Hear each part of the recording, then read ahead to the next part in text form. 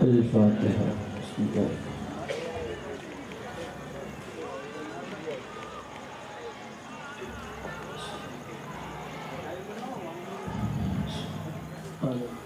واجب الاحترام تمام سادات کرام، عشاقان رسول، ملت کے بزرگوں، نوجوان ساتھیوں اور اسلامی رشتے کی ماں اور بہنوں، السلام علیکم ورحمۃ اللہ وبرکاتہ.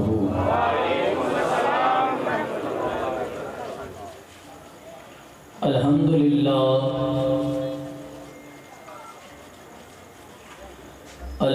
للہ نحمده ونستعینه ونستغفره ونؤمن به ونتوکل علیہ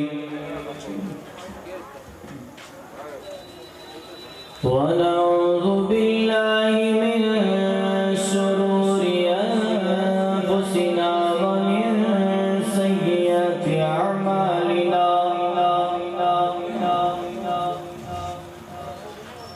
من يهده الله فلا مضل له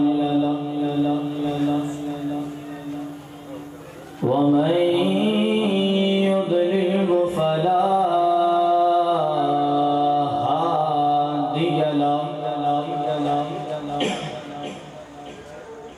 ونشهد أن سيدنا ومولانا محمدا عبده ورسوله. أما بعد فأعوذ بالله من الشيطان الرجيم.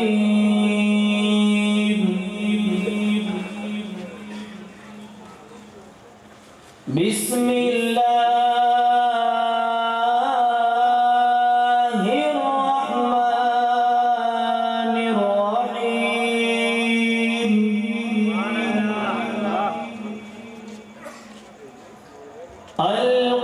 القارعة وما أدراك ما القارعة يوم يكون الناس كالفراش المبثوث وتكون الجبال كالعهن المنفوش.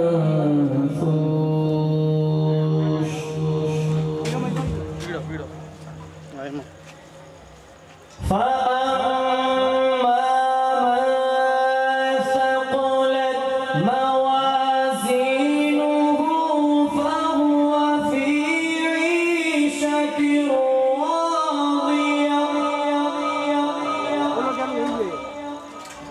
وأما من خفت موازينه فأمه هاوية، وما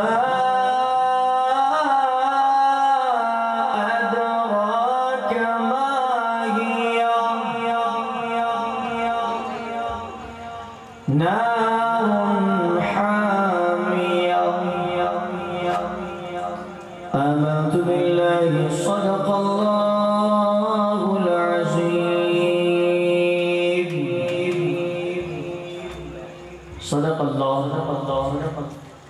صدق الله العظيم. وبلغنا رسوله النبي الأمين المكين المختار الكريم،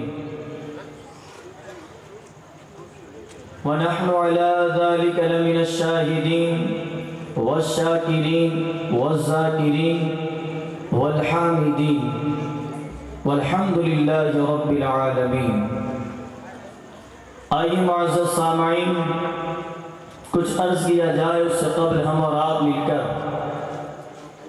حضور داور ساری کائنات کے رہبر مرکز عقیدت آقائے نامدار مکی مدنی تاجدار دونوں عالم کے مالک و مختار مصطفیٰ جان رحمت شمع بزم ہدایت نوشہ بزم جنت حضور سرور کائنات فخر موجودات آقائے دو جہاں صلی اللہ علیہ وسلم کی بارگاہ میں اپنی حاضری اور غلامی کا ثبوت دیتے ہوئے بلند آواز سے ایک مرتبہ درود پاک پڑھ لے اللہم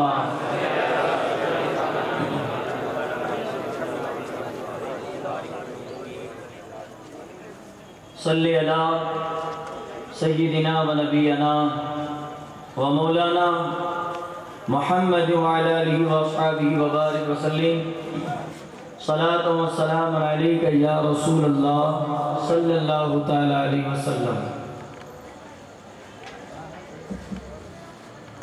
دوستو، آج کا یہ اجلاس جس شخصیت کے نام پر کل میں نے اختتام کیا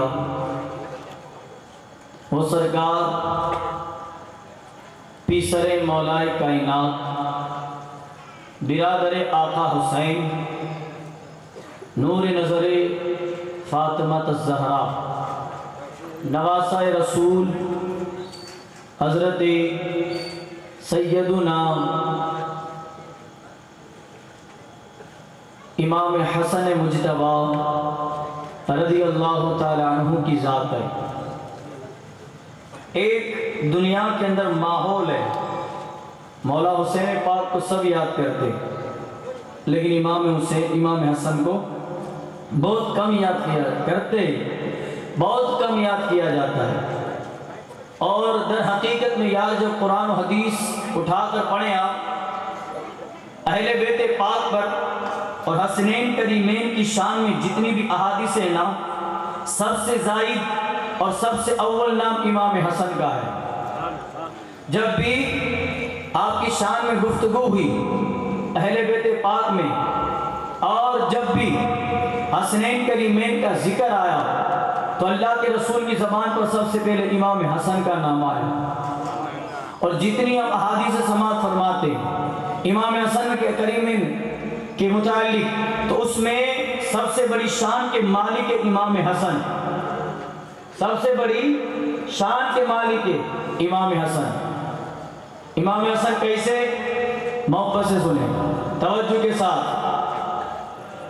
ایسے قبلہ کی طرف چہرہ ہوتا، نماز ختم ہو جاتی، پھر نبی صحابہ کی طرف پلٹ جاتے۔ اب صحابہ کی طرف پلٹنے کے بعد آقا دو جہاں صلی اللہ تعالی علیہ وسلم دین کی باتیں کرتے، شریعت کی باتیں کرتے، دین کی تبلیغ کرتے، یہ روز کا کام تھا۔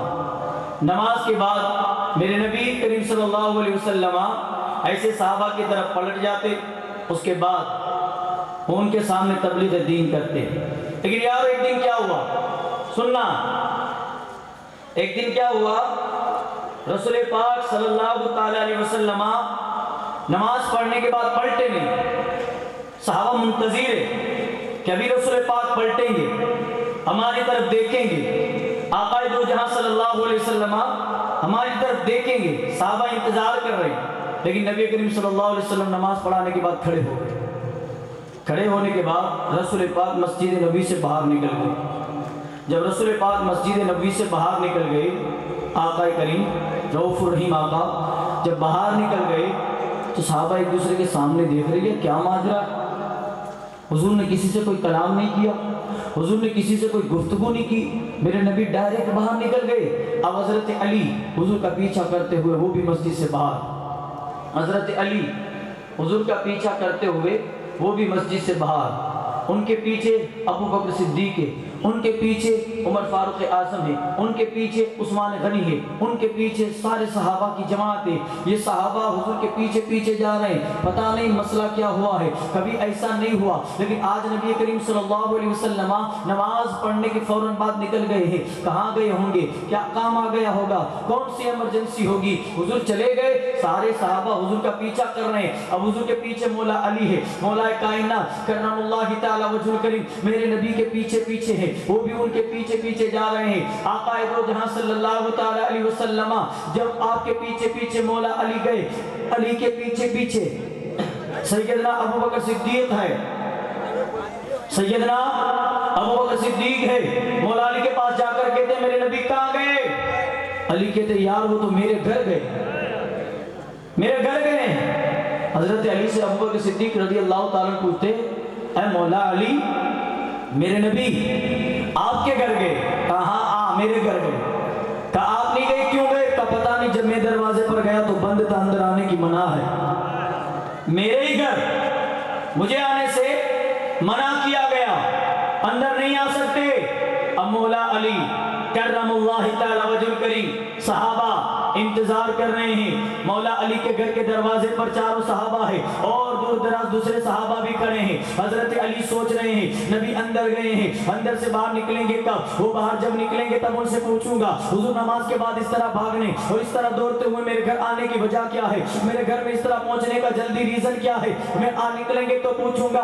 تھوڑی دیر گزری، نبی نے علی کے گھر کا دروازہ کھولا، کھولنے کے بعد میرے نبی باہر نکلے۔ علی نے پوچھا یا رسول اللہ کیا وجہ تھی آپ دوڑتے ہوئے میرے گھر کی طرف آئے؟ میرے نبی کریم صلی اللہ علیہ وسلم نے فرمایا علی وجہ بہت الگ ہے۔ کہا کیا بات ہے حضور اتنی دیر کیوں لگ گئی؟ میرے نبی فرماتے فرشتے آ رہے تھے جا رہے تھے، آ رہے تھے جا رہے تھے، اس میں دیر ہو گئی۔ کہا یا رسول اللہ آج میرے گھر فرشتوں کا آنا جانا کیسا ہے؟ فرشتے کیوں آ رہے تھے جا رہے تھے؟ میرے نبی نے فرمایا علی تمہارے گھر خدا نے بیٹا پیدا کیا ہے، ارے تمہارے گھر میرا نور عین پیدا ہوا ہے، تمہارے گھر بچہ پیدا ہوا ہے۔ جب وہ پیدا ہوا تو اس کے دیدار کے لیے فرشتوں کی بارات آ رہی تھی، دیدار کر کے جا رہی تھی۔ علی آج تمہارے گھر میرا نور عین تمہارا بیٹا فاطمہ کا بیٹا نبی کے آخر الزمان کا نور عین پیدا ہوا ہے۔ سارے صحابہ سمجھ گئے علی کے گھر بیٹا پیدا ہوا۔ نبی نے فرمایا علی نام کیا رکھو گے؟ علی نام کیا رکھو گے؟ مولا علی کہتے ہیں یا رسول اللہ جہاں نبی کھڑے ہو علی کیسے نام رکھ سکتا ہے؟ میں کیسے نام رکھ سکتا ہوں؟ میرے نبی نے فرمایا کچھ تو نام سوچا ہوگا، جس کی بہن، جس کی بیٹی، جس کی ماں، جس کی زوجہ مراد سے ہو، گھر والے نام تو سوچتے ہیں نا، وہ گھر والے نام تو سوچتے ہیں نا۔ تو میرے نبی نے علی سے پوچھا علی نام تو سوچا ہو؟ کہا حضور ایک نام تھا۔ کہا کیا؟ کہا حرب، میں نے نام سوچا تھا حرب، بہادر۔ مولا علی نے نام تو سوچا تھا امام حسن کا۔ کہا حضور حرب۔ میرے نبی نے فرمایا نام اچھا ہے۔ تھوڑی دیر ہوئی، جبریل علیہ السلام آئے، یا رسول اللہ آپ کا نام آپ کے پیر صاحب نے رکھا، آپ کا نام آپ کے امام صاحب نے رکھا، آپ کا نام آپ کی برادری کے بڑے حاجی صاحب نے رکھا، قربان جاؤ امام حسن کی شان پر جن کا نام کون رکھ رہا ہے؟ جبریل آئے، آ کر کہا یا رسول اللہ اللہ تبارک و تعالیٰ نے کہا ہے میرے محبوب سے کہو اس کے نواسے کا نام ہارون کے بڑے بیٹے کے نام کے مشابہ رکھے۔ کہا کیا رکھنا ہے؟ کہا ان کا نام شبر تھا، اب اس کو عربی میں ٹرانسلیٹ کیا جائے، مولا امام حسن کا نام وہی رکھا جائے۔ میرے نبی نے جب شبر کو ٹرانسلیٹ کیا نام بنتا ہے حسن۔ خدا نے کہا بس مجھے یہی پسند ہے، میں نے قیامت تک کے سنبھال کے رکھا تھا، یہ نام کسی اور کو نہیں نبی کے نواسے کو عطا کیا جائے گا۔ اب امام حسن کا نام رکھا گیا حسن۔ امام حسن بہت بہترین نام ہے۔ حسن کو اگر الٹا بھی پڑھو نا، حسن کو تو ہوگا حسین. مطلب ہر اعتبار سے حسن کو کیسے بھی پڑھاؤ الٹا سیدھا کر کے تو بھی وہ الٹا نہیں ہوگا، سیدھا ہی لگے گا. حسن کو الٹا پڑھو گے تو حسین. اب امام حسن کا نام حسن رکھا گیا کس کے نام پر؟ حضرت ہارون علیہ السلام کے بیٹے کے نام پر. اب لوگ کہتے ہیں ان کا نام شبر تھا، کیوں رکھا؟ تو ان کے 3 بیٹے تھے، شبر، شبیر، مشبیر. شبر، شبیر، مشبیر، یہ 3 نام تھے. اور یہ تینوں نام اللہ چاہتا تھا علی کے بچوں کا ہو. تو 2 نام آئے، شبر کا مطلب حسن، شبیر کا مطلب حسین. اب آپ سوچو کہ اللہ نے ہارون علیہ السلام کے بیٹوں کا نام کیوں پسند کیا؟ ان کے نام کے مشابہ کیوں کیا؟ مشابہ نہیں، الگ ہی ہے، وہ شبر ہے، یہ حسن ہے. لیکن اللہ نے چاہا ان کے نام کی طرح. تو اس کی سب سے بڑی وجہ یہ ہے کہ ہارون علیہ السلام نبی تھے، ان کو نبوت ملی موسیٰ علیہ السلام کی بدولت. موسیٰ علیہ السلام بھی نبی تھے، ہارون علیہ السلام بھی نبی تھے. موسیٰ علیہ السلام کے برادر تھے، ان کے بھائی تھے ہارون. اللہ نے ان کو بھی نبوت سے نوازا تھا. اب ہارون علیہ السلام ان کے بچوں کے مشابہ نام رکھا. پھر میرے آقا کریم صلی اللہ تعالیٰ علیہ وسلم نے ہارون علیہ السلام کے بچوں کے نام پر جو نام عطا کیا گیا، آپ نے وہ نام خوشی خوشی قبول کیا. اور امام حسن مجتبیٰ کا نام بھی رکھا گیا انہی کے نام کے متعلق. ہارون علیہ السلام کے بچے کے متعلق رکھا گیا، شبر سے حسن. اب یہ حسن نام رکھ دیا. پھر میرے نبی نے کیا کیا؟ دیکھو آپ کے گھر بچہ پیدا ہوتا، توجہ دے مسلمان ادھر، آپ کے گھر بچہ پیدا ہوتا، آپ اسے گٹھی دیتے کہ نہیں؟ گٹھی دیتے نا، شہد سے یا کھجور سے. میرے نبی نے اپنے نواسوں کو کیسے گٹھی دی؟ سبحان اللہ. آپ نے اپنی زبان نکال کر اپنے نواسے کو چسایا. آپ نے زبان نکالی، امام حسن کے منہ میں ڈالا، امام حسن کو اپنی زبان مبارکہ چسائی. وہ لعاب مصطفیٰ جو کھارے پانی کے اندر ڈال دیا جائے تو پانی میٹھا ہو جائے، وہ لعاب مصطفیٰ سوکھے کنویں میں ڈال دیا جائے تو اس کے اندر پانی آ جائے. وہ لعاب مصطفیٰ کہ ابو قتادہ کی آنکھ نکل گئی ہو، وہاں لعاب لگا دیا جائے، آنکھ کا آپریشن ہو جائے. وہ لعاب مصطفیٰ ابو بکر صدیق کے پاؤں میں سانپ نے ڈسا ہو، وہاں لعاب لگا دیا جائے، زیر ختم ہو جائے. وہ لعاب مصطفیٰ، یار جس لعاب کے لیے نہ جانے صحابہ کیا کچھ نہیں کر گزرتے تھے، میرے نبی کا لعاب جس کو ملا، جتنا ملا پر اپنی مقدار میں ملا. حسن کی وہ شان ہے، نبی نے زبان دے کے کہا میں نے تھوڑا تھوڑا سب میں بانٹا. حسن چوس لے نانا کی زبان، یہ لعاب تجھے جتنا چاہیے نانا عطا کرتے چلے جائیں گے.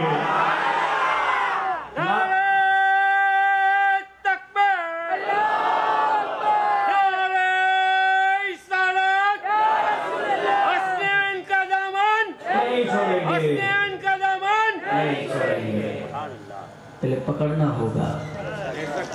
الحمدللہ. سنیں، آپ امام حسن کو نبی نے آغوش میں لیا. ان کے جسم پر کپڑا تھا زرد رنگ کا. زرد رنگ سمجھتے آپ؟ پیلا کلر. پیلے کلر کے کپڑے میں لپٹے ہوئے تھے امام حسن، وہ ننھی سی جان. میرے نبی نے دیکھا، اس وقت ام فضل تھی، کہ یہ کون سا کپڑا ہے، اسے تبدیل کرو، دوسرا کپڑا پہنا ہو. تو ام الفضل نے وہ کپڑا زرد رنگ کا ہٹا کر انہوں نے سفید کپڑا پہنایا. انہوں نے سفید کپڑا پہنایا. جب سفید کپڑا پہنایا میرے نبی نے کہا ہاں یہ اچھا ہے. اور حضور کو سفید رنگ بہت زیادہ پسند تھا. میرے نبی نے سفید کپڑے میں لیا اپنے ہاتھ میں. پھر آقا کریم صلی اللہ تعالیٰ علیہ وسلم نے امام حسن کے کان میں اذان دی. لوگ کہتے ہیں میرے نبی نے اذان دی کہ نہیں دی؟ میرے نبی نے اذان دی. ایک مرتبہ بارش کے لیے، 2 مرتبہ اپنے نواسوں کے کان میں، اسی طرح صحابہ کے بچوں کے کان میں بھی میرے نبی نے اذان دی امام حسن کے کانوں میں. اب یار دیکھو، ابھی امام حسین پیدا نہیں ہوئے، ابھی امام حسن ہے، اور آپ چاہے سیاہ سکہ اٹھا لے، کوئی بھی حدیث اٹھا لے، آپ کو جس حدیث سے سماعت کرنے کو ملتی ہے نا کہ نبی سواری ہو گئے، نبی کا سجدہ لمبا ہو گیا، نبی نے ایسے کیا، نبی نے ویسے کیا، وہ ساری حدیثوں کو جب پڑھتے نا تو پتہ چلتا ہے یار اس سب میں امام حسن موجود تھے۔ حضرت عبداللہ ایک صحابی رسول فرماتے میں مسجد نبی میں عشاء کی نماز پڑھنے گیا، سننا، میں عشاء کی نماز پڑھنے کے لیے مسجد نبی میں پہنچا۔ جب میں مسجد نبی میں عشاء کی نماز پڑھنے کے لیے گیا تو کیا دیکھتا ہوں؟ وہ فرماتے کہ میں نے مسجد نبی کے اندر عشاء کی نماز کے لیے گیا ہوں، جماعت کھڑی ہوئی، مصلی امامت پر سید الانبیاء ہیں، سارے صحابہ مقتدی بن کے پیچھے نماز پڑھ رہے ہیں۔ حضرت صحابی رسول فرماتے نماز شروع ہوئی، میرے نبی نے تکبیر اللہ کہا، اللہ اکبر، سارے صحابہ نماز میں کھڑے، صحابی رسول فرماتے میرے نبی نے سجدہ کیا، سارے صحابہ نبی کے پیچھے پیچھے نماز پڑھتے ہوئے سجدے میں چلے گئے۔ جب سجدے میں گئے سبحان ربی العالی پڑھا، ایک بار پڑھا، 3 بار، 10 بار، 100 مرتبہ پڑھ لیا، نبی سجدے سے نہیں اٹھے، نبی سجدے میں ہیں، صحابہ حیران ہے، پتہ نہیں نبی آج اتنا لمبا سجدہ کیوں کر رہے ہیں۔ تھوڑی دیر تو یہ لگا شاید قرآن کی کوئی آیت نازل ہو رہی ہو، کیونکہ نماز کے درمیان ایک مرتبہ قرآن کی آیت نازل ہوئی تھی۔ آپ کو پتہ ہونا چاہیے مصطفیٰ جان کریم کے عاشقوں، نبی کے درمیان، نماز کے درمیان نبی کو کون سی آیت آئی تھی؟ وہ آیت پارہ نمبر 2 صفحہ نمبر 1 میں خدا فرماتا ہے قد نرى تقلب وجهك في السماء فلنولينك قبلة ترضاها فول وجهك شطر المسجد الحرام وحيث ما كنتم فولوا وجوهكم شطرا۔ نبی نے جب نماز میں سوچا مولا میرا قبلہ بدل جائے، خدا نے کہا اے مصطفیٰ جسے تو اپنا قبلہ بنانا چاہتا ہے تیری مرضی، تو وہاں پلٹ جا، تو پلٹنا تیرا کام ہے، قبلے کو منتخب کرنا میرا کام۔ اب میرے نبی نماز کے اندر تھے، پلٹ گئے، پہلے بیت المقدس تھا، اب کعبہ معظمہ مسجد حرام قبلہ ہو گیا۔ میرے امام فرماتے ہیں خدا کی رضا چاہتے گے دو عالم، خدا چاہتا ہے رضا محمد۔ نعرہ تکبیر، نعرہ رسالت، جشن یاد کربلا۔ میرے نبی نماز میں تھے، خدا کی آیت نازل ہوئی، اے محبوب تیری مرضی، قد نرى تقلب وجهك في السماء، جہاں پلٹنا چاہتے ہو پلٹ جاؤ۔ تو ابھی صحابہ کو یہی لگ رہا تھا نبی سجدے میں، لمبا سجدہ اتنا کبھی نہیں ہوا، آج کا یہ سجدہ اتنا لمبا کیوں؟ وجہ کیا ہے؟ وہ صحابہ رسول سجدے میں ہی سوچ رہے ہیں اور خیال آیا، واللہ جو میرے دل میں خیال ہے وہ تو نہیں، کیا نبی آخر الزمان اس دنیا فانی سے کوچ کرنے والے تو نہیں؟ کیوں سجدے سے سر نہیں اٹھا رہے؟ وہ صحابی فرماتے ہیں مجھ سے رہا نہیں گیا، مجھے میرے دل نے اندر سے یہ آواز دی، شاید نبی نے اللہ اکبر کہا اور میری توجہ نہ گئی، نبی نے اللہ اکبر کہا وہ میرے دھیان میں نہ آئی ہو۔ وہ صحابی رسول فرماتے ہیں میں نے سجدے سے سر اٹھایا، سب سجدے میں تھے، نبی بھی سجدے میں تھے، لیکن کیا دیکھ رہا ہوں؟ دیکھو بات چاہے پرانی ہو لیکن فضیلت وہی ہے۔ وہ صحابی رسول فرماتے ہیں جب میں نے سجدے سے سر کو اٹھا کر دیکھا تو کیا دیکھتا ہوں؟ پشت پیغمبر پر نواسۂ رسول امام حسن بیٹھے ہیں اور وہ نبی کی پشت پر بیٹھ کر کھیل رہے ہیں۔ ارے یار یہ فضیلت امام حسن کی ہے، ہم نے مولا حسین کی محبت میں یہاں حسین پاک کو بتایا، دونوں کی بات ہے، لیکن فضیلت امام حسن کی ہے۔ وہ صحابی فرماتے ہیں قسم خدا کی جب نبی کی پشت پر دیکھا نواسۂ رسول تھے، وہ کھیل رہے تھے، نہ آیت نازل ہو رہی تھی نہ کوئی اور وجہ تھی۔ اگر نبی کا سجدہ لمبا ہوا فقط ایک وجہ سے، اور اس وجہ کا نام حسن مجتبی ہے۔ وہ وجہ حسن مجتبی ہے۔ لوگ کہتے ہیں یہ ہے امام حسن، ان کا یہ ہے، سون امام حسن کون ہے؟ امام حسن کون ہے؟ وہ بھی واقعہ مشہور ہے. نبی سے التجا کی، نانا سواری چاہیے، سواری چاہیے. میرے نبی فرماتے بیٹا تمہارے پاؤں چھوٹے ہیں، تمہارے ہاتھ ننھے ہیں، تم سواری پر سوار نہیں ہو سکتے، گھوڑے پر نہیں بیٹھ سکتے. نبی سے کہا نہیں بیٹھنا ہے، ضد کی. نبی نے اپنے وہ ہاتھ جس سمت اٹھا غنی کر دیا مجھے بہر سماعت پہ لاکھوں سلام. وہ ہاتھ نبی نے زمین پہ رکھے، آئے ہائے، وہ گھٹنے زمین پہ رکھے. انبیاء تے کرے زانوان حضور زانووں کی وجاہت پہ لاکھوں سلام. وہ گھٹنے زمین پہ رکھے. میرے نبی 4 پاؤں پر بیٹھ گئے کہ آ جاؤ تمہاری سواری تیار ہے.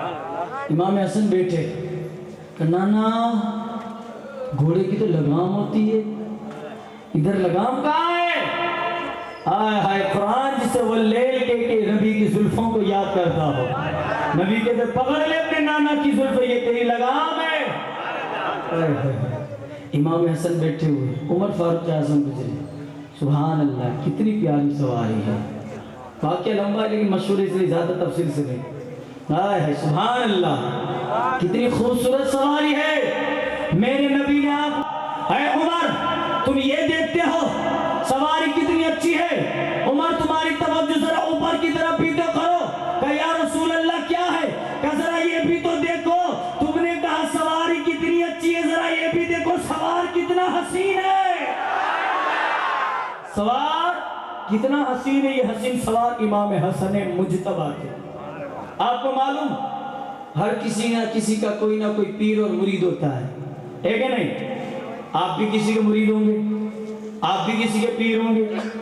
کہو ہاں. ارے پیر کسی کے نہیں ہوتے بے، مرید ہی ہوتے ہیں.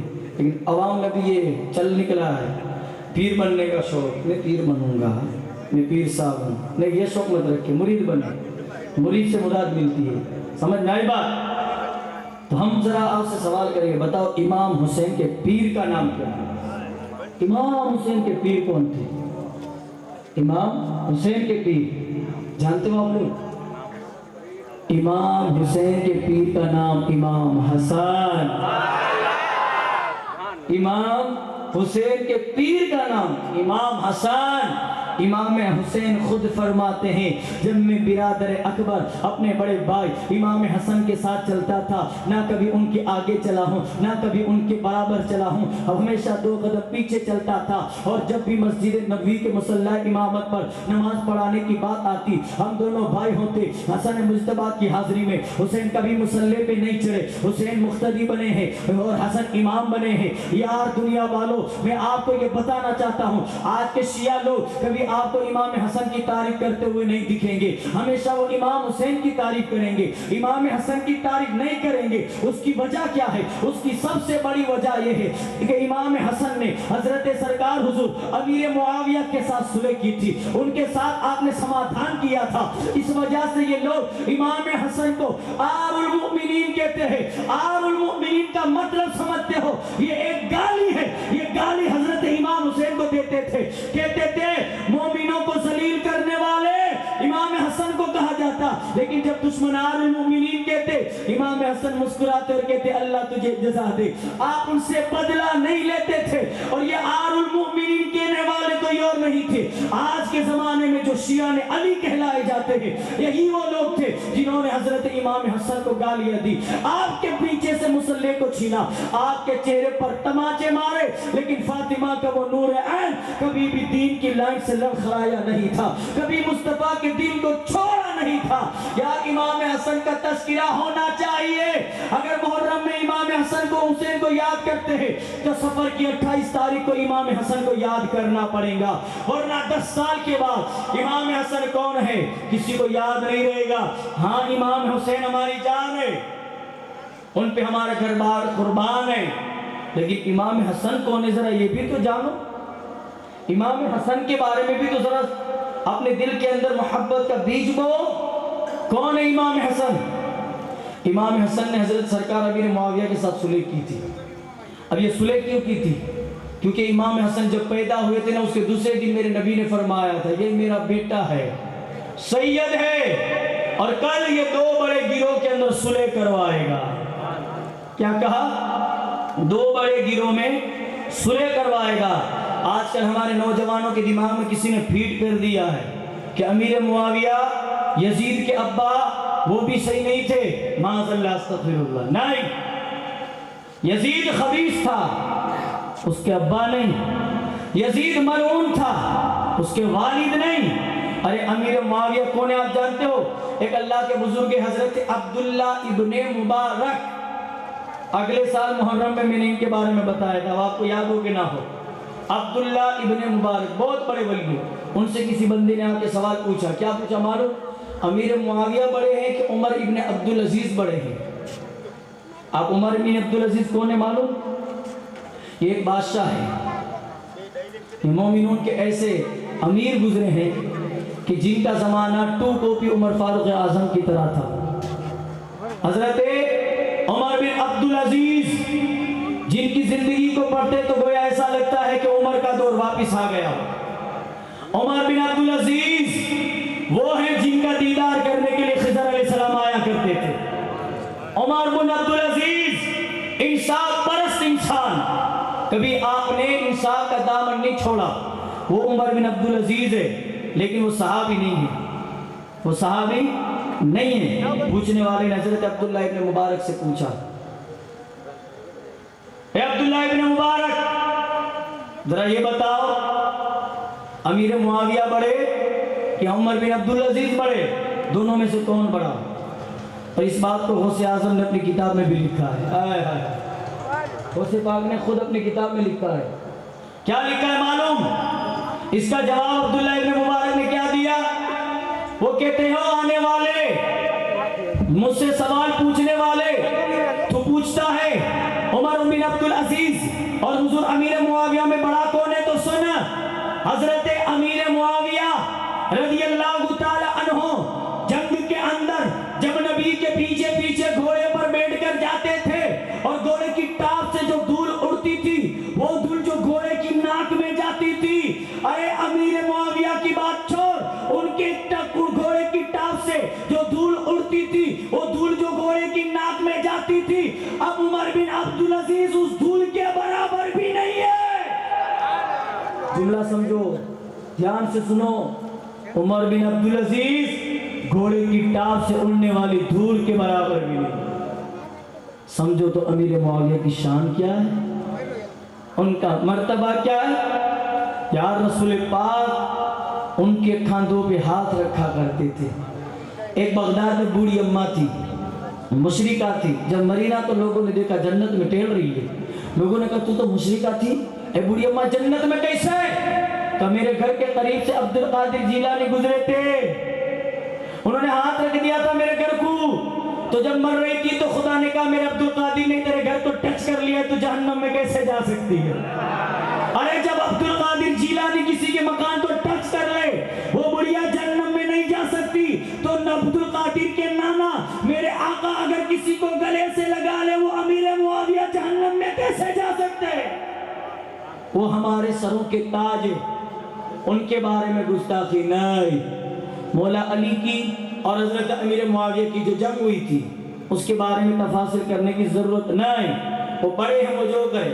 ایک مثال دوں آپ کو، چھوٹی سی مثال، چھوٹی سی مختصر مثال۔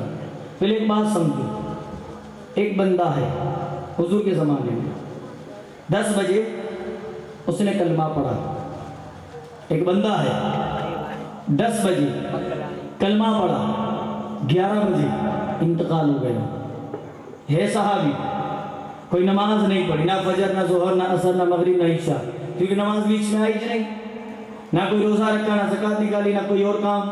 10 بجے کلمہ پڑھا، 11 بجے انتقال ہو گیا، وہ صحابی مر گئے۔ اب بتاؤ ان کا مرتبہ کیسا، ان کا درجہ جانتے ہو آپ؟ بڑی ذمہ داری کے ساتھ وہ 1 گھنٹے کا مسلمان غوث پاک سے بڑا ہے، وہ 1 گھنٹے کے صحابی غریب نواز سے بڑے ہیں، خواجہ قطب الدین سے بڑے، حسن نظام الدین سے بڑے، دنیا کے تمام ولیوں سے بڑے، تمام غوث و کبریٰ سے بڑے، تمام قطب الاقطاب سے بڑے، تمام پیر اولیاء سے بڑے۔ کیوں؟ کیونکہ صحابی کسی کے اثر سے نہیں مصطفیٰ کی نظر سے بنتا ہے. یہ 1 گھنٹے کے صحابی غوث پاک سے بڑے. امیر معاویہ کیا ہے؟ صحابی رسول. کیا ہے؟ صحابی رسول. آپ غوث کو گالی نہیں دے گو, غریب نواز کو گالی نہیں دو گے, تو پھر صحابی کو گالی کیسے نکلے گی منہ سے بے؟ اگر نکلے تو سمجھ لے اس کے ایمان کا جنازہ پہلے ہی نکل چکا ہے. اب سنیں ایک بات سمجھا رہا ہوں. نبی کو گالی دینا, تھوڑی تقریر دھیان سے سننا آج. نبی کو گالی دینا یہ کیا ہے؟ نبی کو گالی دینا کیا ہے؟ ثواب ہے؟ مستحب ہے؟ کیا ہے؟ نبی کو گالی دینا کفر ہے. کیا ہے؟ ارے یار بولو. ہاں مجھے پتا چلے گا وہ جاگ رہے ہیں ماشاءاللہ. نبی کو گالی دینا کفر ہے. اگر کوئی نبی کو تماچا مارے تو اللہ تو واصل با جہنم ڈائریکٹ, یہی نا. ارے وہ فتویٰ عالمگیر کتاب معلوم آپ کو؟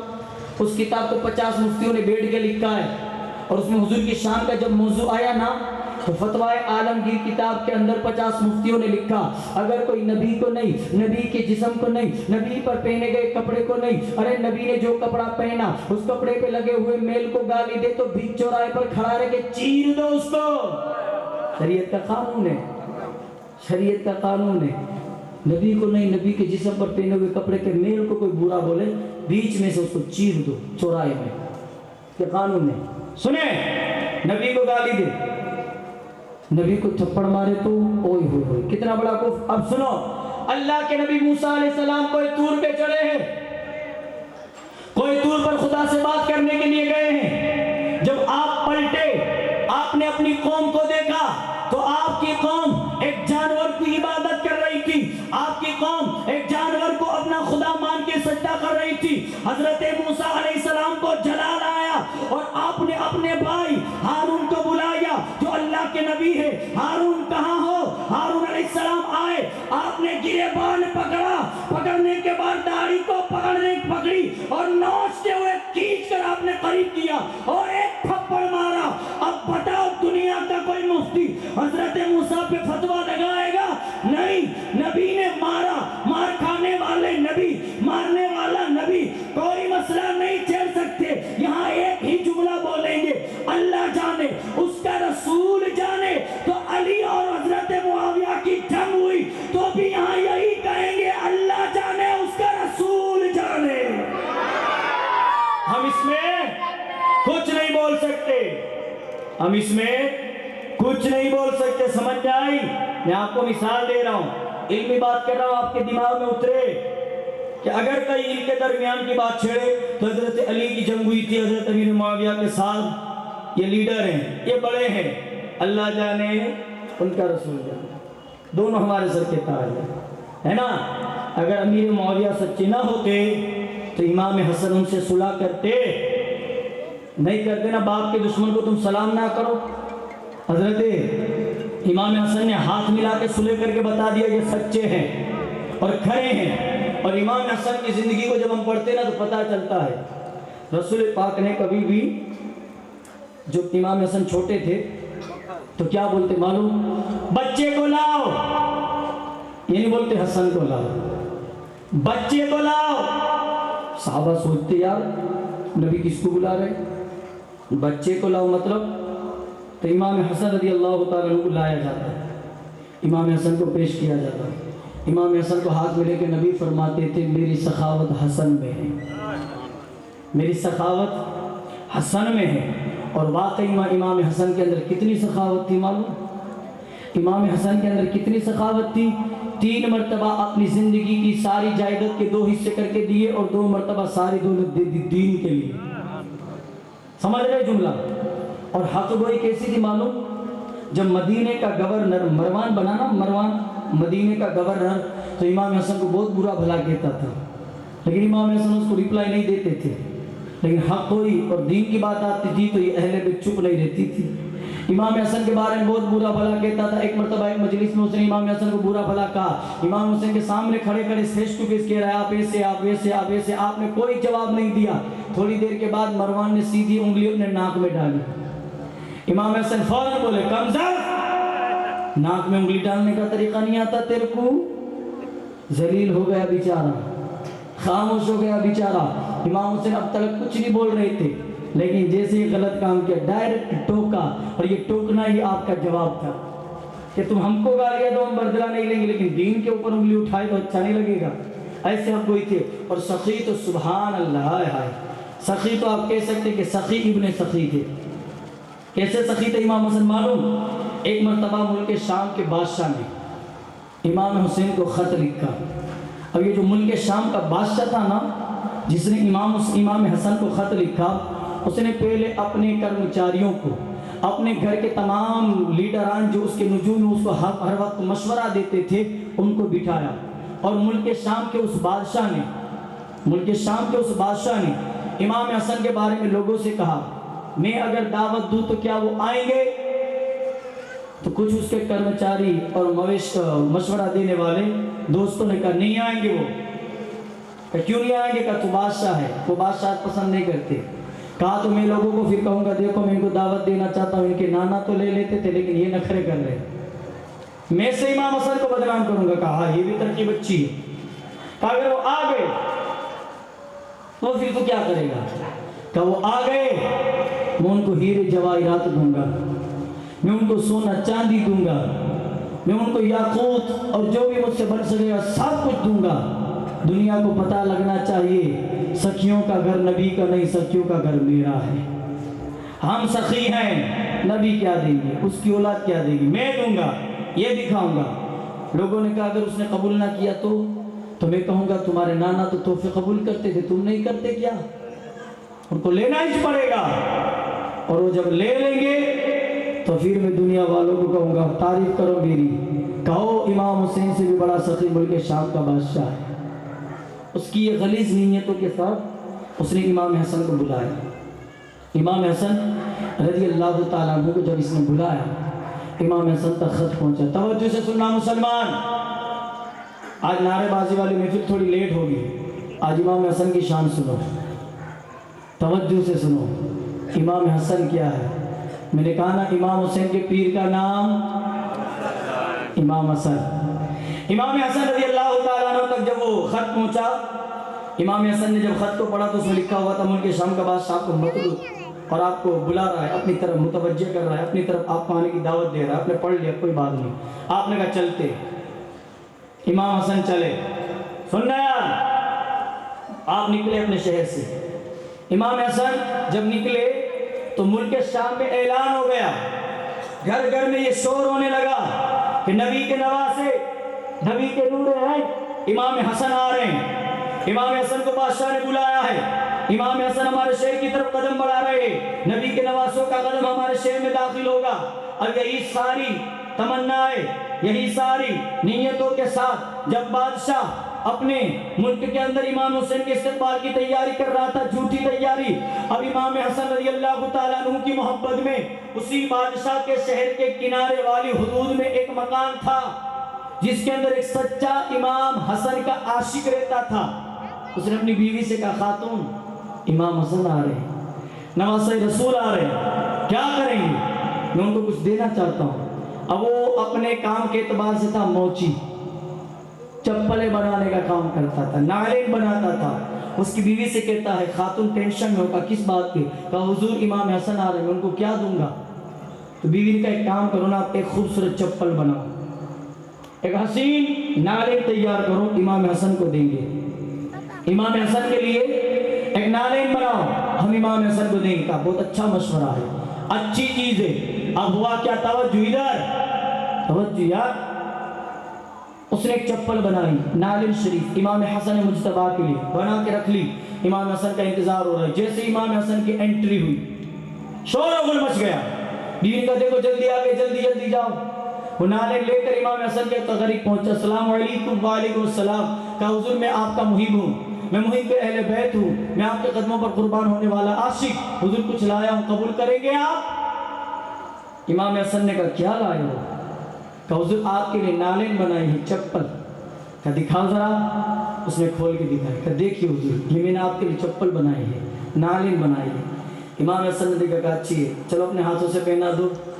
آپ نے اپنی پرانی جوتیاں اتار دی، اس کی بنائی ہوئی آپ نے کہا پہنا دو۔ غریب تھا نا انسان، غریب تھا، اس نے پہنائی، وہ روتے ہوئے پہنا رہا ہے کہ یار اتنے بڑے گھر کی شخصیت نے مجھ سے اتنی وفا کی، مجھ سے اتنا پیار کیا کہ خیر ہے کہ خود اپنے ہاتھوں سے پہنا دو۔ اس نے آنسو پہنچتے پہنچتے امام عالی مقام کے نالے میں، قدم پاک میں نالے میں کو اتارا، پھر اتارنے کے بعد کہا حضور پہنا دی۔ اب وہ جب جانے لگا تو امام حسن نے کہا نہیں، چل میرے ساتھ بادشاہ گیا، چل میرے ساتھ بادشاہ گیا۔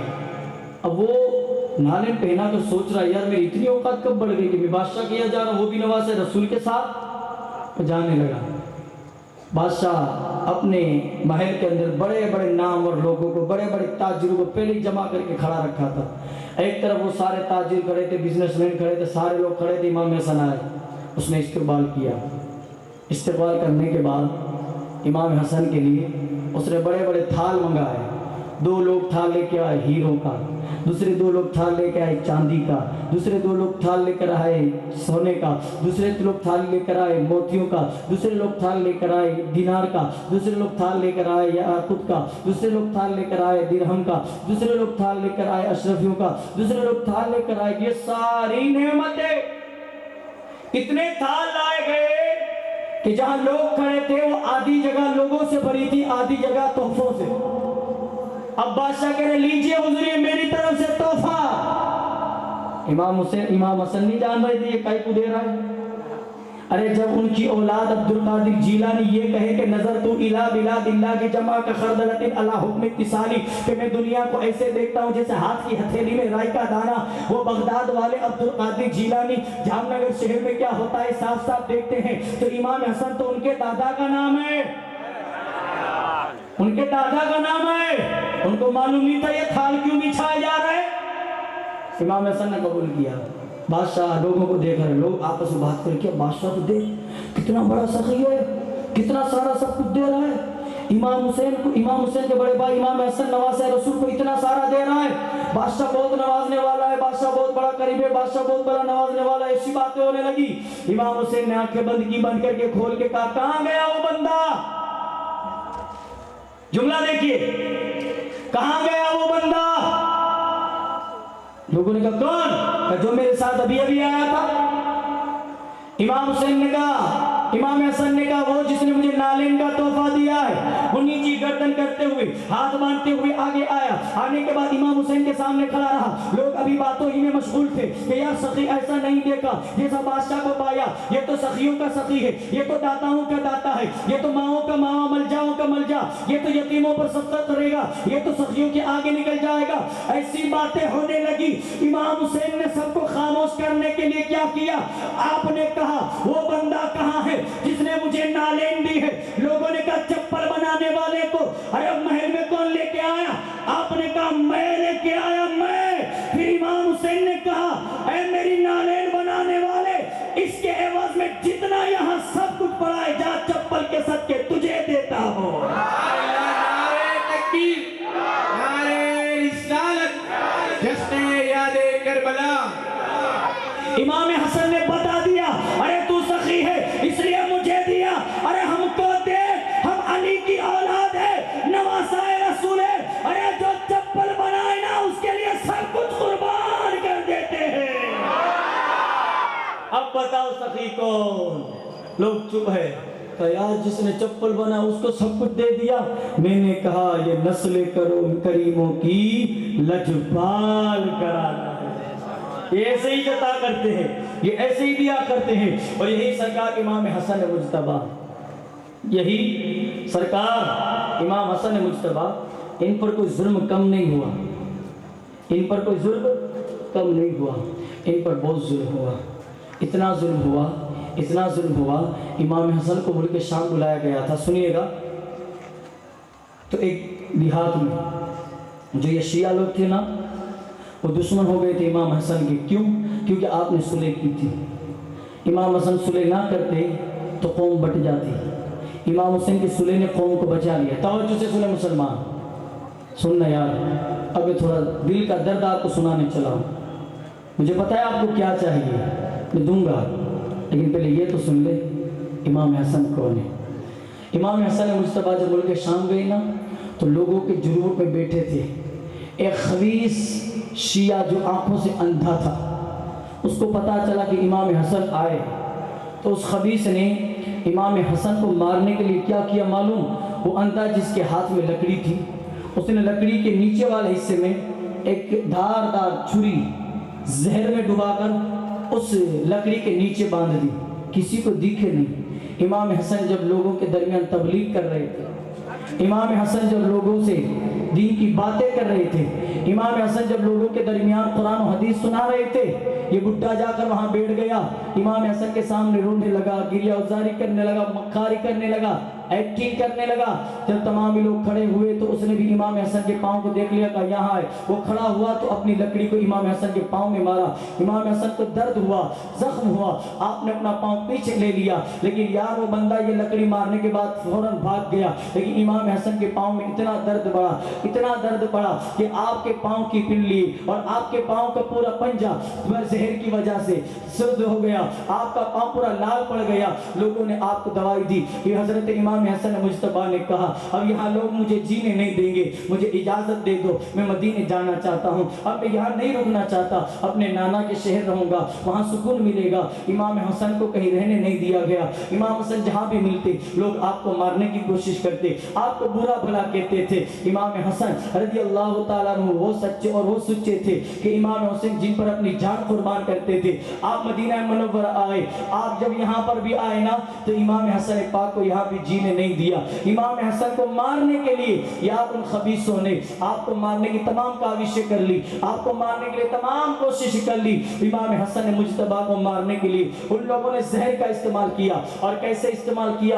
امام حسن جس کھجور کو کھایا کرتے تھے ان لوگوں نے کیا کیا؟ امام حسن نے مجتبیٰ کی کھجور میں زہر ڈال دیا اور وہ کھجور امام حسن کے کمرے تک پہنچا دی۔ اب امام حسن رات کو جب اٹھتے ہیں تھوڑی سی کھجور آپ نے کھائی، امام حسن مجتبیٰ نے جب کھجور کو نوش کیا نا آپ کے پیٹ میں درد اٹھا، آپ کا سینہ جلنے لگا، پوری رات بے چین بے قرار رہے۔ جیسے فجر کی نماز کا وقت ہوا آپ اپنے آپ کو سنبھالتے ہوئے روضہ مصطفیٰ کے پاس پہنچے، نانا کی قبر سے لپٹ گئے اور رو کر کہا نانا میں جانتا ہوں آپ کی امت اب آپ کے نواسے کو دنیا میں زیادہ دن نہیں رہنے دے گی، کیونکہ میں نے خواب دیکھا ہے، میری پیشانی کے بیچ میں لکھا ہوا تھا قل هو اللہ احد، اور اس خواب کی تعبیر یہ ہے کہ نانا آپ کا نواسہ اب دنیا میں زیادہ دن نہیں رہے گا۔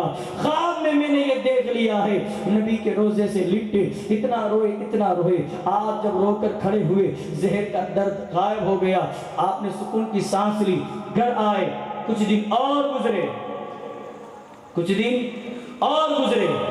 پھر کسی کھانے کی چیز میں امام حسن مجتبیٰ کو پھر زہر دیا گیا۔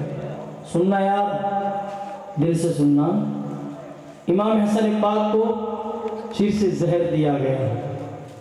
امام حسن جب زہر کھا لیا آپ کو پھر تکلیف ہوئی، پھر آپ تڑپے، پھر بے چین ہوئے، آپ نے پھر صبح کا انتظار کیا، صبح ہوئی، پھر نانا کے روزے سے جا کر لپٹ کر نانا پھر یہ کوشش کی گئی ہے، پھر آپ کے نواسے کو مارا گیا ہے، پھر آپ روئے، وہ درد چلا گیا۔ امام حسن مجتبیٰ تیسری مرتبہ آپ کو زہر دیا گیا۔ کیسے؟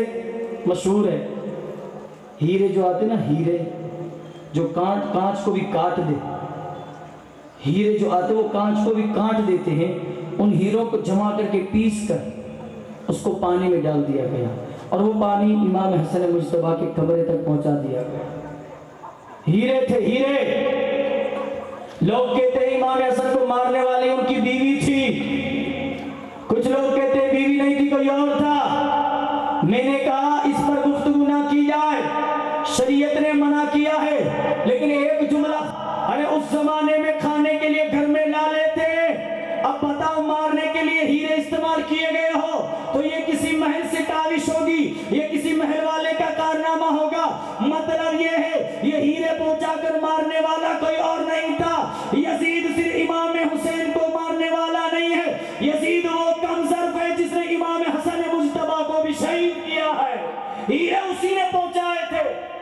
یار ہیرے امام حسن پاک کے مشکیزے میں ہے، امام حسن پاک نے جب ہیرو کی وہ مشکیزے والا پانی پیا، آپ نے وہ پانی نوش فرمایا۔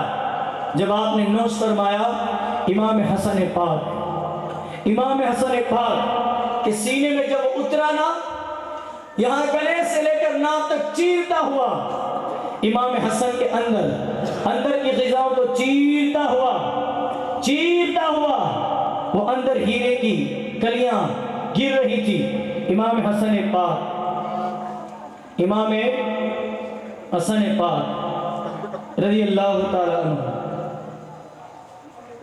امام حسن، توجہ مسلمانی در، امام حسن پاک نے جب اس پانی کو نوش فرمایا، وہ گلے سے ناک تک چیرتا ہوا اندر پانی پہنچا۔ یار ہیرے جب کانچ کو توڑ دیتے ہیں، ہیرے جب کانچ کو کاٹ دیتے ہیں، اتریاں اندر کی اعضاء پھر بھی کمزور ہوتی ہے۔ یار اللہ اکبر، اس کے اندر جب امام عالی مقام امام حسین کے بڑے برادر نے جب یہ نوش فرما لیا، امام حسن کے گلے کے نیچے جب وہ پانی اتر رہا تھا، وہ چیرتا ہوا اندر پہنچا۔ امام حسن کو قے ہوئی، آپ کو وامٹنگ ہوئی، آپ نے جیسی وامٹنگ کی نا، آپ کے منہ سے آتے کٹ کے باہر آ رہی تھی۔ وہ فاطمہ کے نورین جس کو نبی چوما کرتے تھے، وہ حسن جس کو نبی بوسہ دیا کرتے تھے، ارے وہ حسن جس کے بارے میں نبی فرماتے ہیں جب امام حسن 2 دن کے تھے، میرے نبی نے فرمایا تھا، اے لوگو حسن مجھ جیسا ہے، اور اگر مسلم حسن کی بڑھاپا دیکھنا ہو تو مجھے دیکھ لو، میرا بچپنا دیکھنا ہے تو حسن کو دیکھ لو۔ اور حضرت ابو ہریرہ فرماتے تھے، جب نبی نے دنیا سے ظاہری پردہ کر لیا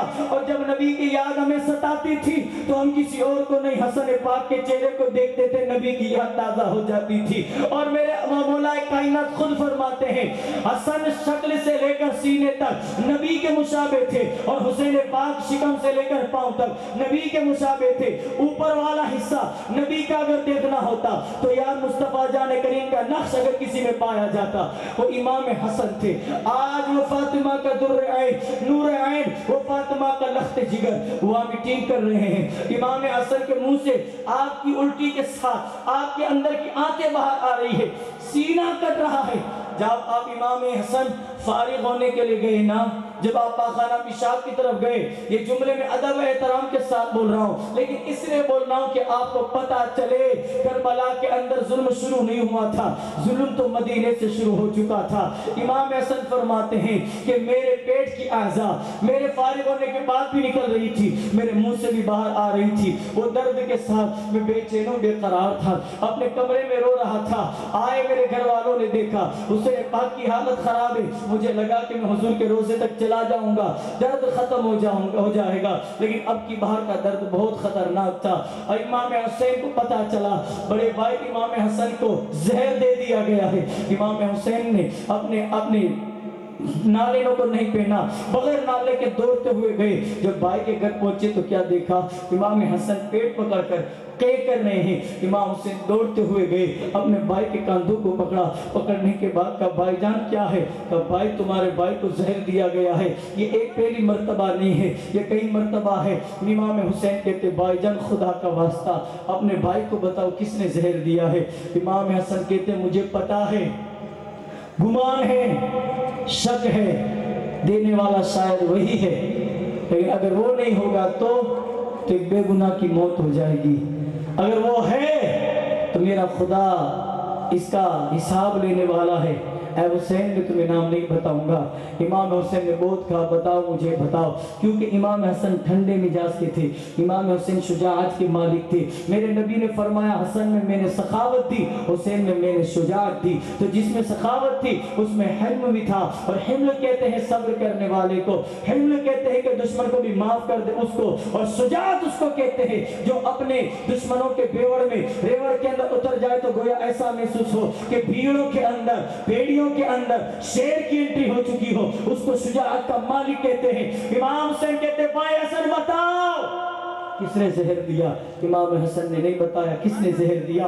اب امام حسن جب خے کر رہے تھے، وامٹنگ کر رہے تھی، آپ کی آنتیں باہر نکل رہی تھی، دوڑتی ہوئی سیدہ زینب آئی، دوڑتی ہوئی آئی اور آ کر اپنے بھائی کو دیکھا۔ سیدہ زینب بہن ہوتی ہے نا، بہن کو بھائیوں سے دل سے زیادہ پیار ہوتا ہے، بہن اپنے بھائیوں سے بہت پیار کرتی ہے، وہ ظاہر نہیں کرتی میرے بھائی تجھ سے کتنی وفا ہے، وہ ظاہر نہیں کرتی میرے بھائی تجھ سے کتنا پیار ہے۔ ارے بھائی نے اگر کھانا نہ کھایا ہو، بہنیں سوت کھانا نہیں کھاتی، بھائی بھائی اگر تکلیف میں ہونا تو بہنوں کی آنکھوں میں آنسو جاتا ہے. بھائی کو اگر کسی مصیبت میں مبتلا دیکھ کے کوئی دعا کرے یا نہ کرے, آپ کی بہن آپ کے حق میں ضرور دعا کرتی ہے. یارو اللہ کے پیارو, اپنی بہنوں کی قدر کر لو, اپنی بہنوں کی عزت کر لو. بہن جب تمہاری عید کے دن تمہارے گھر آئی نا, ان کے لیے استقبال کرو, ان کے لیے ادب و احترام کے ساتھ دعوت کا اہتمام کرو, کیونکہ جب وہ تمہارے گھر میں ایک لقمہ کھائے گی, اللہ ایک لقمے کے صدقے تمہارے گھر میں 1 سال کا رزق دے گا, کیونکہ تمہارے گھر کھانے والی کوئی اور نہیں ہے بلکہ خدا تعالیٰ کا فضل, خدا تعالیٰ کی رحمت. تیرے باپ کی بیٹی کھا کے جا رہی ہے.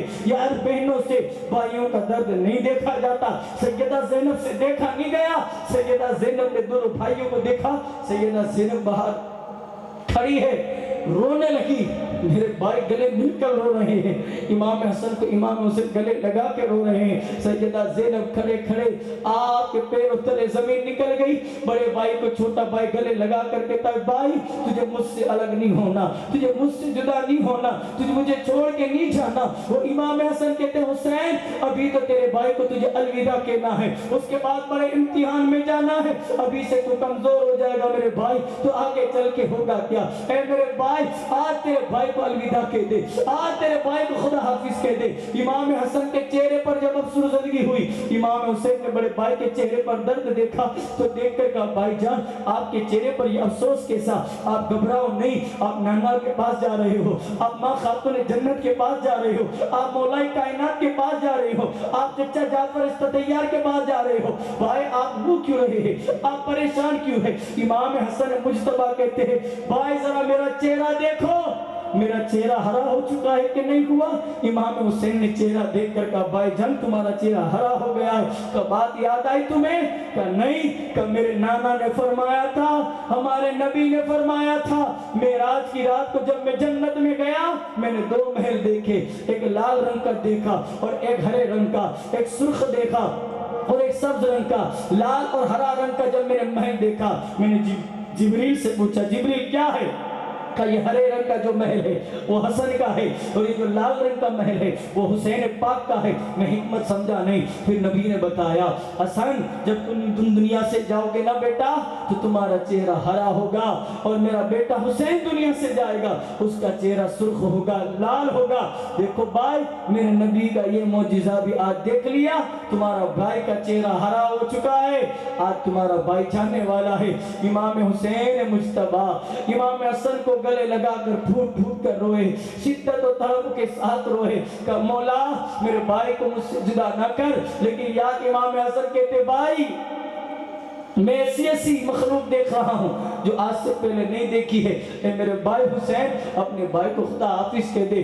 سیدہ زینب دور سے کھڑی کھڑی دیکھ رہی ہے, اس بہن سے رہا نہ گیا, دوڑتی ہوئی گئی, اپنے بھائی کے سر پاک کو اپنی گود میں رکھا, چہرے پر محبت کے ہاتھ پھیر کر وہ بہن کہتی ہے, بھائی حسن تم کہاں جانے کی بات کر رہے ہو؟ وہ امام حسن کہتے, بہن زینب میرے بعد میرا بھائی اور کربلا کے کارساز میدان میں سارے قافلے کسی پہ سالار تم کو بننا ہے. اے میری بہن سارا قافلہ تم کو سنبھالنا ہے. اے میری بہن تمہارے ہاتھ میں قافلے کی ڈور ہوگی, اگر تم کمتر ہو گئی, تم کمزور ہو گئی تو پھر قافلے کا کیا ہوگا؟ میرے بعد حسین کو تجھے سنبھالنا ہے. امام حسن یہ گفتگو سن کر رو رہے ہیں. یاروں کربلا ایسے ہی نہیں ہو گیا, کربلا ہونے والا تھا, یہ سارے اہل بیت کو پتا تھا, ہر کوئی کسی نہ کسی کو یہ نصیحت دے کے جا رہا ہے.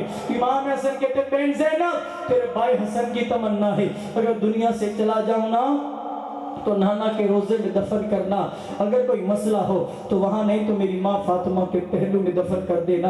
امام عالی مقام نے اپنے بھائی اور بہن کے قریب آخری سانس لی, آنکھیں بند کی. جب امام عالی مقام نے دیکھا بھائی جان آخری سانس لے رہے ہیں, آخری سانس لینے کے بعد جب آپ نے آنکھیں بند کی تو پتہ چلا کہ حضرت قاسم بھی آئے. کہ بابا کو کیا ہوا؟ تو امام حسین نے کہا کچھ نہیں, تمہارے بابا تمہارے دادا کے پاس ان کی ملاقات کے لیے چلے گئے ہیں, ان کی ماں سے ملنے چلے گئے ہیں. امام حسن رضی اللہ تعالی عنہ نے امام حسن پاک کا جنازہ پاک تیار کیا, اور مدینے کے اندر کی تاریخ ہے کہ اتنی عوام, اتنے لوگ امام حسن کے جنازے میں شریک ہوئے کہ مسجد نبوی کے قریب کے اندر جنت البقیع کے قبرستان میں جتنے لوگ کھڑے تھے, اگر سوئی پھینک دی جائے تو کسی کے سر پہ گرے گی، زمین پہ نہیں۔ اتنے سارے لوگ اکٹھا ہو گئے امام حسن کے جنازے پر، اور امام حسن کا جنازہ پڑھایا۔ امام حسین نے اپنے بڑے برادر کا جنازہ پڑھانے کے بعد ارادہ کیا کہ بھائی کو نبی کے روزے کے اندر داخل کیا جائے۔ تو اس وقت ایک شیطان تھا جس کا نام مروان تھا، اس مروان نے امام حسن کے جنازے کو اس طرف لے جانے نہیں دیا، اور کہا اگر لے جایا جائے گا ہم پتھر ماریں گے، لے جایا جائے گا ہم نے تکلیف دیں گے۔ امام حسین نے کہا، بھائی جان نے کہا تھا کہ اگر کوئی مسئلہ ہو تو نبی کے قدموں پہ نہیں تو میری ماں فاطمہ کے قدموں کے قریب لٹا دینا۔ امام حسن پاک اپنے بھائی کی میت کو لے کر آئے اور جا کر اپنے والدہ کے پہلو کی طرف آپ نے اپنے بھائی کو تدفین کیا۔ امام حسن کو اپنی زندگی میں، امام حسین کو اپنی زندگی میں سب سے بڑا گھاؤ، سب سے بڑی تکلیف اس وقت یہ ہوئی کہ آپ نے اپنے بھائی کو اس دنیا سے جاتے دیکھا، آپ نے اپنے برادر کو دنیا فانی سے پردہ کرتے دیکھا۔ صلاۃ و سلام علیک یا سیدی یا حبیبی یا رسول اللہ صلی اللہ تعالی علیہ وآلہ وصحبہ وأہل بیتہ مبارک وسلم صلاۃ و سلام علیک یا رسول اللہ صلی اللہ تعالی علیہ وآلہ وصحبہ وبارک وسلم۔ صرف کربلا کے اندر ظلم و تشدد نہیں ہوا، مدینے سے شروع ہو گیا۔ اب یہاں پر لوگ یہ کہیں کہ حسنین کریمین کچھ نہیں کر سکتے، حسنین کریمین کو اللہ نے کوئی پاور نہیں دیا، امام حسین نے کربلا میں کچھ نہیں کیا، تو میں ان لوگوں کو بس یہی بتانا چاہوں گا، وہ چاہتے تو سب کچھ کر سکتے تھے، وہ چاہتے تو سب کچھ بتا سکتے تھے، لیکن انہوں نے حکمت کے ساتھ عمل کیا۔ خدا کی رضامندی دیکھی خدا کس چیز میں راضی ہے۔ باقی حسنین کریمین کی آج امام حسن اور امام حسین کی اولاد دنیا میں آ کر ہمیں بتا گئی کہ ہم کیا کیا کر سکتے ہیں۔ آؤ میں ایک نبی کی آج، ایک نبی کا ایک ایسا بیٹا جس کا آپ کے سامنے ذکر کروں، بتانا سچ کیا ہوا؟ کہ اماں 15 دن کے بعد تیرے لال کو پھانسی دے دی جائے گی۔ ماں کے پیروں تلے زمین نکل گئی۔ کیا بولا تو؟ کہ اماں پتہ نہیں، میں تو راستے سے جا رہا تھا، بادشاہ کے وہ سپاہی آئے مجھے اٹھا کر لے گئے، 15 دن کے بعد مجھے پھانسی دے دیں گے۔ ماں میں کیا کروں؟ کہ میرے بیٹے کون سا گناہ؟ کہ اماں پتہ ہی نہیں ہے کون سا گناہ، اٹھا گئے مجھے۔ اب وہ ماں رو رہی ہے، بتا اس ماں کی نیند حرام ہو جائے گی کہ وہ ماں چین سے سوئے گی؟ اس ماں کی نیند حرام ہو گئی، وہ ماں بے چین و بے قرار ہے، کرے تو کیا کرے، کہاں جائے؟ سبوں کے پاس گئی، لیڈروں کے پاس گئی، پاور آف پیٹرن کے مالکوں کے پاس گئی، لوگوں سے جا کر کہا چلو نا میرے بچے کی جان بچاؤ دو، میرے بچے کی جان بخش دو، میرے بچے کو زندگی عطا کر دو۔ سبوں کے پاس گئی، کوئی مدد کرنے والا اس کو نہیں ملا، کوئی اس کی ہیلپ کرنے والا نہیں ملا۔ وہ ماں رو رو کر سب کے سامنے اصرار کرتی ہے۔ 4 دن 10 دن 14 دن گزر گئے، ایک دن اس ماں کے ہاتھ میں ہے۔ اس 14ویں رات کے اندر جب وہ ماں اپنے بچے کی تلاشی کے لیے ادھر ادھر گھوم رہی تھی، میرے تمہارے جیسے کسی غلام کے پاس آئی اور آ کر کہا میرے بچے کی جان کا سوال ہے، میری مدد کر سکتے ہو؟ تو اس بندے نے پوچھا کیا بات ہے؟ کہ کل بادشاہ میرے بیٹے کو پھانسی پر چلا دے گا، میرے بیٹے کو سولی پر لٹکا دے گا، میرے بچے کی جان بچا لو۔ ایک ہی بیٹا ہے میرا، نہ کوئی سسرال میں سے زندہ ہے، نہ کوئی میکے میں سے زندہ ہے، میرے بچے کی جان کا سوال ہے، مدد کر دو۔ سننے والے کا مدد چاہیے کہاں؟ کہ ہم کوئی تو کچھ نہیں کر سکتے، لیکن ایک اللہ کے بندے ہیں، ایک اللہ کے بندے ہیں، ان کے پاس چلی جا، ان کے پاس جا کر اپنی ساری داستان سنا دینا، وہ تمہاری مدد کر دیں گے۔ ہو گئی؟ اس اللہ والے کے پاس جا کر کہتی حضور پریشان ہوں، تکلیف میں ہوں، بے چین ہوں، بے قرار ہوں، ممتا کا سوال ہے۔ عثمان نے اپنے دامن کو بچھا کر اس اللہ والے سے کہا میری مدد کرو گے؟ اللہ والے کسی کی مدد نہ کرے ایسا ہوتا؟ انہوں نے کہا بولنا بہن کیا بات ہے؟ کہ میرے بچے کو اگر بادشاہ سولی پہ چڑھا دے گا، اس کی جان کا سوال ہے۔ پوچھا کتنے بجے؟ کا 10 بجے۔ آپ نے کہا چلتے ہیں 9:30 بجے میرے گھر سے، دیکھتے ہیں کیسے سولی چڑھاتا ہے۔ اس اللہ والے نے کہا پوائنٹ ہے، دیکھنا میں آپ کے لیے ڈور باندھ رہا ہوں تاکہ آپ کو آسانی سے سمجھ میں آئے۔ سننا مسلمان ادھر، اب وہ ماں چین میں ہے، چلو کوئی تو ملا میرے بچے کی جان بچانے والا۔ اب بچے کو 14ویں رات کو ہی سپاہی اٹھا کر لے گئے۔ لے جانے کے بعد ان لوگوں نے اس جوان کو قید کر لیا۔ اب صبح 9:30 بجے، تو 9:30 بجنے کے بعد پھانسی کی تیاری ہوئی۔ اب یہ اللہ کے ولی، اللہ کے بزرگ اور اس کے اما یہاں سے نکلے، ابھی وہ چوراہے پہنچے کہ کیا دیکھتے ہیں، لوگوں کا ہجوم بکھرنے لگا، لوگ ادھر ادھر جانے لگے، لوگ ادھر ادھر بھاگنے لگے۔ جب لوگ ادھر ادھر بھاگنے لگے تو اس اللہ کے ولی نے مائی سے کہا کہ تو یہ ٹائم تو معلوم تھا نا، کہاں 10 بجے پھانسی دینے والے تھے۔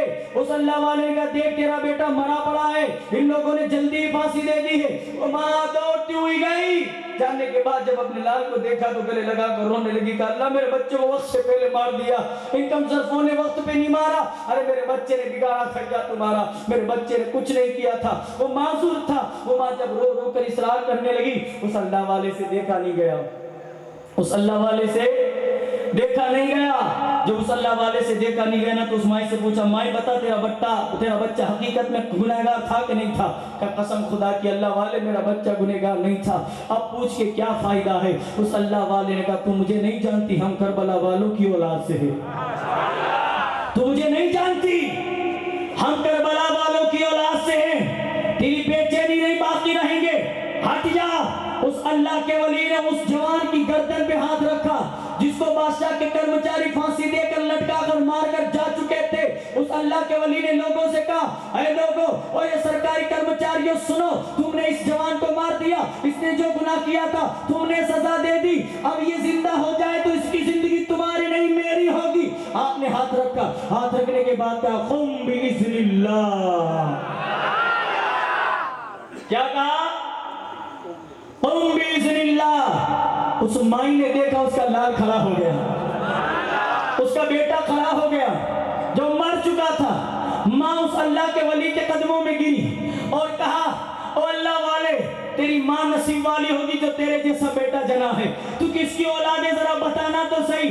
اب وہ اللہ کے ولی کہتے ہیں جاننا چاہتی ہے مائی میں کون ہوں؟ کہا ہاں۔ کہا کربلا والے آقا حسین کا نام سنا ہے؟ کہا ہاں۔ کہا وہ صبر کی تکمیل تھے، صبر کی تلوار تھے، انہوں نے امت کے لیے صبر کیا تھا، ہاں میں ان کو جانتی ہوں۔ وہ اللہ کے ولی کہتے ہیں مائی تو پھر دھیان سے سن، وہ جو کربلا والے امام حسین تھے نا، ان کے بیٹے امام زین العابدین، ان کے بیٹے امام محمد باقر، امام محمد باقر کے بیٹے امام محمد جعفر صادق، امام محمد جعفر صادق کے بیٹے امام موسیٰ کاظم، امام موسیٰ کاظم کے بیٹے حضرت سیدنا ادریس، حضرت سیدنا ادریس کے بیٹے حضرت سیدنا ابراہیم، حضرت سیدنا ابراہیم کے بیٹے حضرت سیدنا عبدالعزیز، حضرت سیدنا عبدالعزیز کے بیٹے حضرت سیدنا نجم الدین، حضرت سیدنا نجم الدین کے بیٹے حضرت سیدنا احمد حسین کے بیٹے سید کمال الدین کے بیٹے سید غیاث الدین، اور اسی غیاث الدین کا بیٹا ہوں میں حسین کی اولاد ہوں، دنیا مجھے معین الدین غریب نواز کہتی ہے۔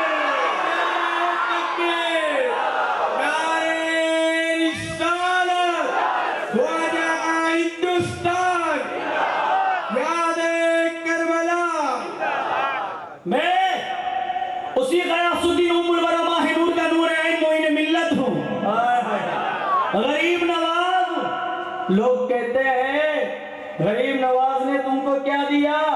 میں نے کہا چھوڑ یا ساری باتیں، اگر خواجہ کی بات کرتے چلیں گے نا تو تم کو بس ایک ہی بات پر رک کر اپنی بات کو اختتام دینا پڑے گا، اور وہ مشہور زمانہ شعر ہے دیار ہند میں صوفی سماج چلتا ہے، اسی کے زیر اثر کام کاج چلتا ہے، تمہاری سرکار تو آج کل کی ہوگی جناب، یہاں تو صدیوں سے خواجہ کا راج چلتا ہے۔ یار وہ معین ملت ہے، کون ہوتا ہے اس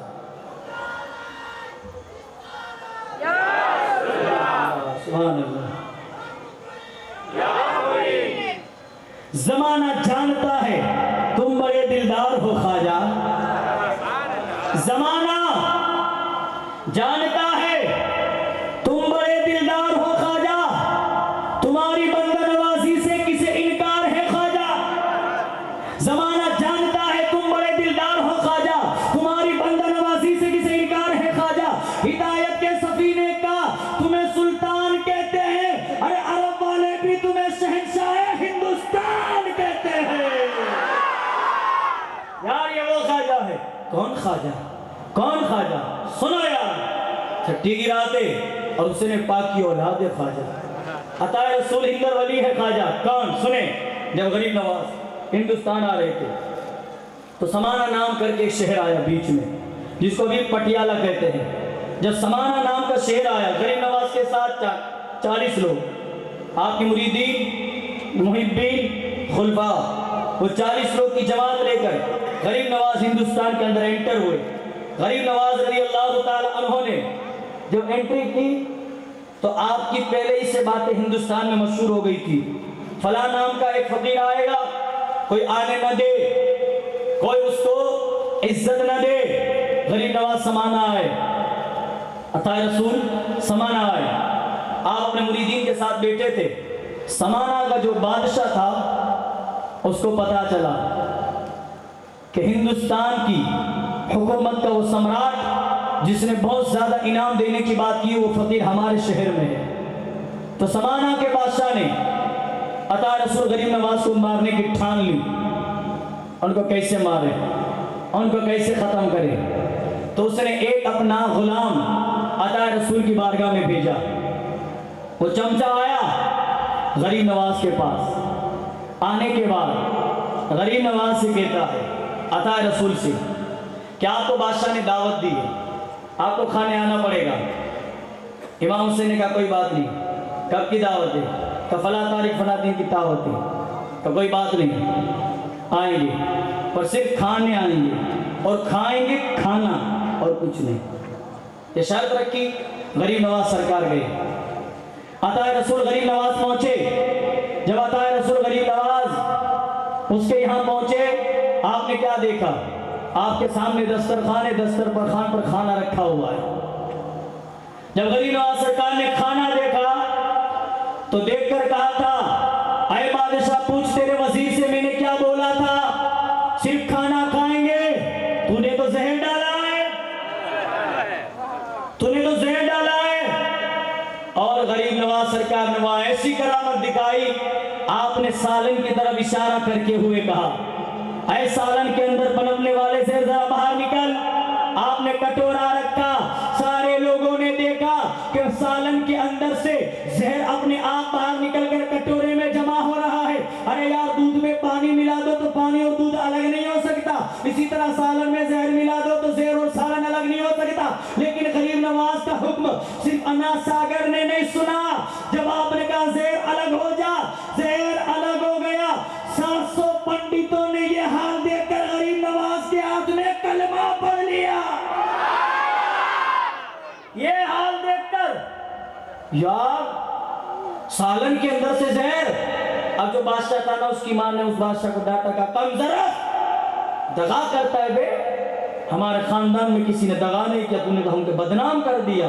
بادشاہ کو ماں کے جملے اتنے برداشت نہ ہوئے سخت لگے کہ اس نے جو سالن کے اندر سے زہر کٹورے میں گلا تھا وہ خود پی گیا. وہ خود پی کے مر گیا. غریب نواز نے کہا ہم کو مارنے والے خود ہی مٹ گئے. ہم کو مارنے والے خود ہی مٹ گئے اور جو مٹانا چاہتے تھے وہ اپنا دین مٹا کر دین اسلام میں آ گئے. انہوں نے کلمہ پڑھ لیا. اس وقت سمانا گاؤں کے آدھے سے نہیں پونے سے زیادہ لوگ نے عطا رسول غریب نواز کے ہاتھ میں کلمہ پڑھا. اب بتاؤ یا غریب نواز کسی کا کالر پکڑنے گئے تھے کہ چل بھائی کلمہ پڑھ؟ غریب نواز نے کسی کو دھمکی دی تھی کہ چل بھائی کلمہ پڑھ؟ غریب نواز نے کسی کے ساتھ زبردستی کی تھی کلمہ پڑھ؟ نہیں. غریب نواز کی اخلاق و کرامات نے لوگوں کو کلمہ پڑھنے پر مجبور کر دیا. اور مجبور بھی ہوئے تو دل سے مجبور. وہ مجبور نہیں. غریب نواز کی کرامتوں کو دیکھ دیکھ کر کلمہ پڑھ لیا. اور یار غریب نواز کی شان کیا ہے آپ سنیں گے. ایک منقبت ہے پڑھیں محبت سے بولنا. کل جو ہم نے کلام پڑھا نا امام حسین کی شان میں اسی انداز میں ہے کلام لیکن ہے غریب نواز کی شان میں. شاعر کہتا ہے یا خواجہ یا خواجہ یا خواجہ مہاراجا یا خواجہ یا خواجہ خواجہ میری سوئی ہوئی تقدیر جگا دو خواجہ میری سوئی ہوئی تقدیر جگا دو خواجہ میری سوئی ہوئی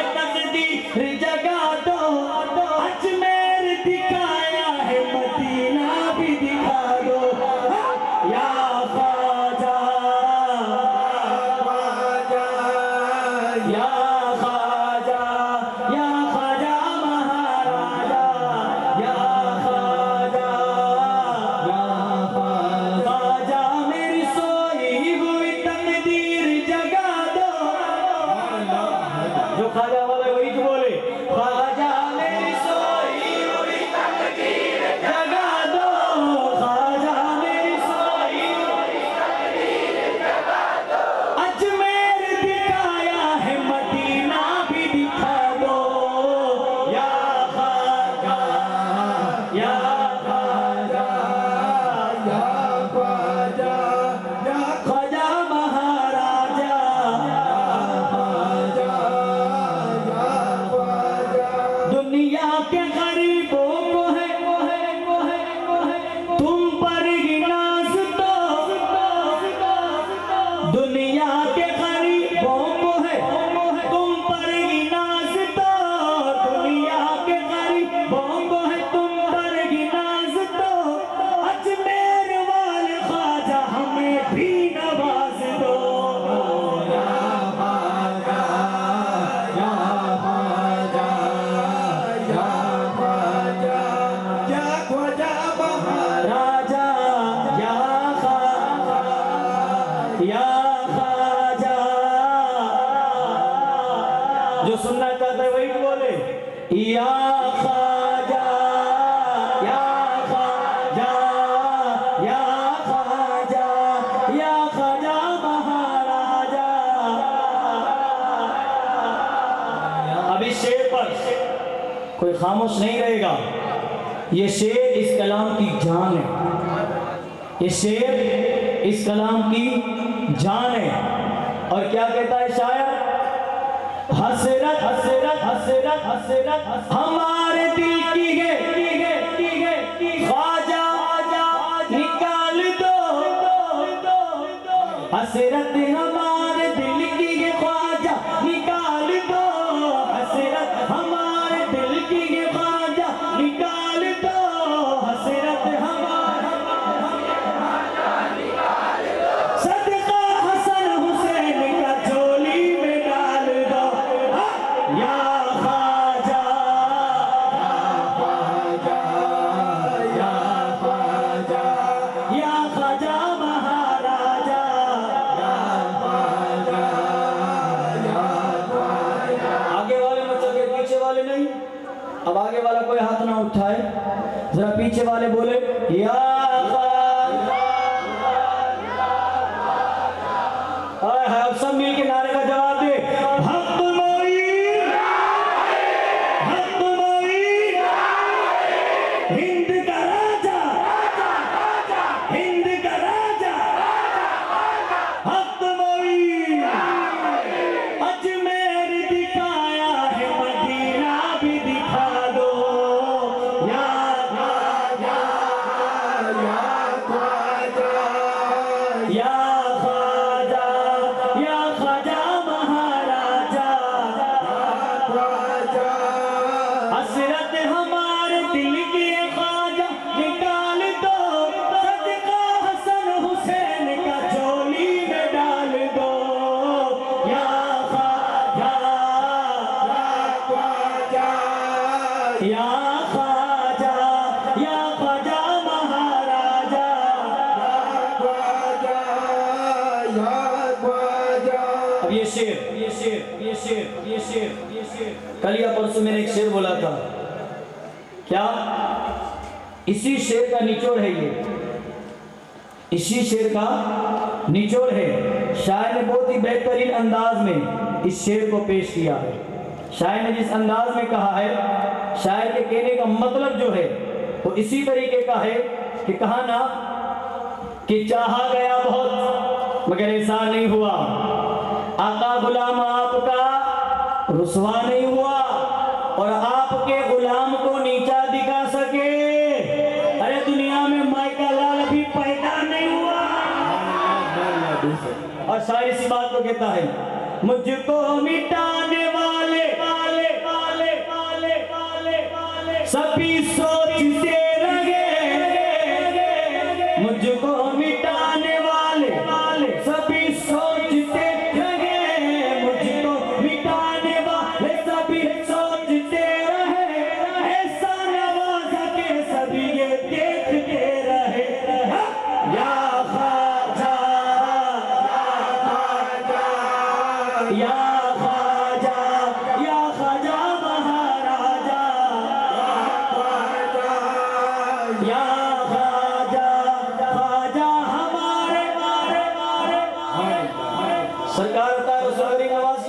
فرمائیے جن کا نمک کھایا ہے تو ادا کرنا پڑے گا، جن کا نمک کھایا ہے تو ادا کرنا پڑے گا۔ اور ادا کیسے کرنا پڑے گا؟ شعر کے ختم ہونے کے بعد آپ کو بھی بولنا پڑے گا، خواجہ میری سوئی ہوئی قسمت اجمیر دکھایا ہے، یا خواجہ یا خواجہ یا خواجہ یا خواجہ یا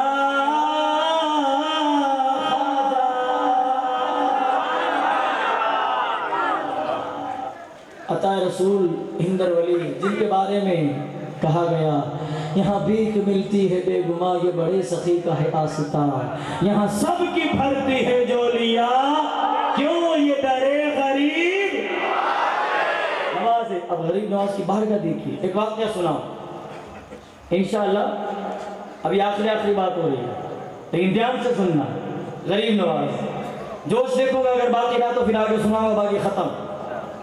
غریب نواز کی شان دیکھو، ایک اللہ کے ولی تھے اتر پردیش بہرائچ میں، ایک اللہ کے ولی تھے، بہت بڑے پیر صاحب تھے، لاکھوں میں آپ کے مریدین تھے۔ سننا یار، ایمان تازہ ہوگا، لاکھوں میں آپ کے مریدین تھے۔ ان کا ایک مرید تھا جو نائی تھا، بال کاٹنے کا کام کرتا تھا، نائی، خلیفہ نائی۔ اب وہ بندہ جو بال کاٹنے کا کام کرتا تھا، اس کے پیر صاحب کے یہاں اس کو ہر جمعرات کو جانا پڑے۔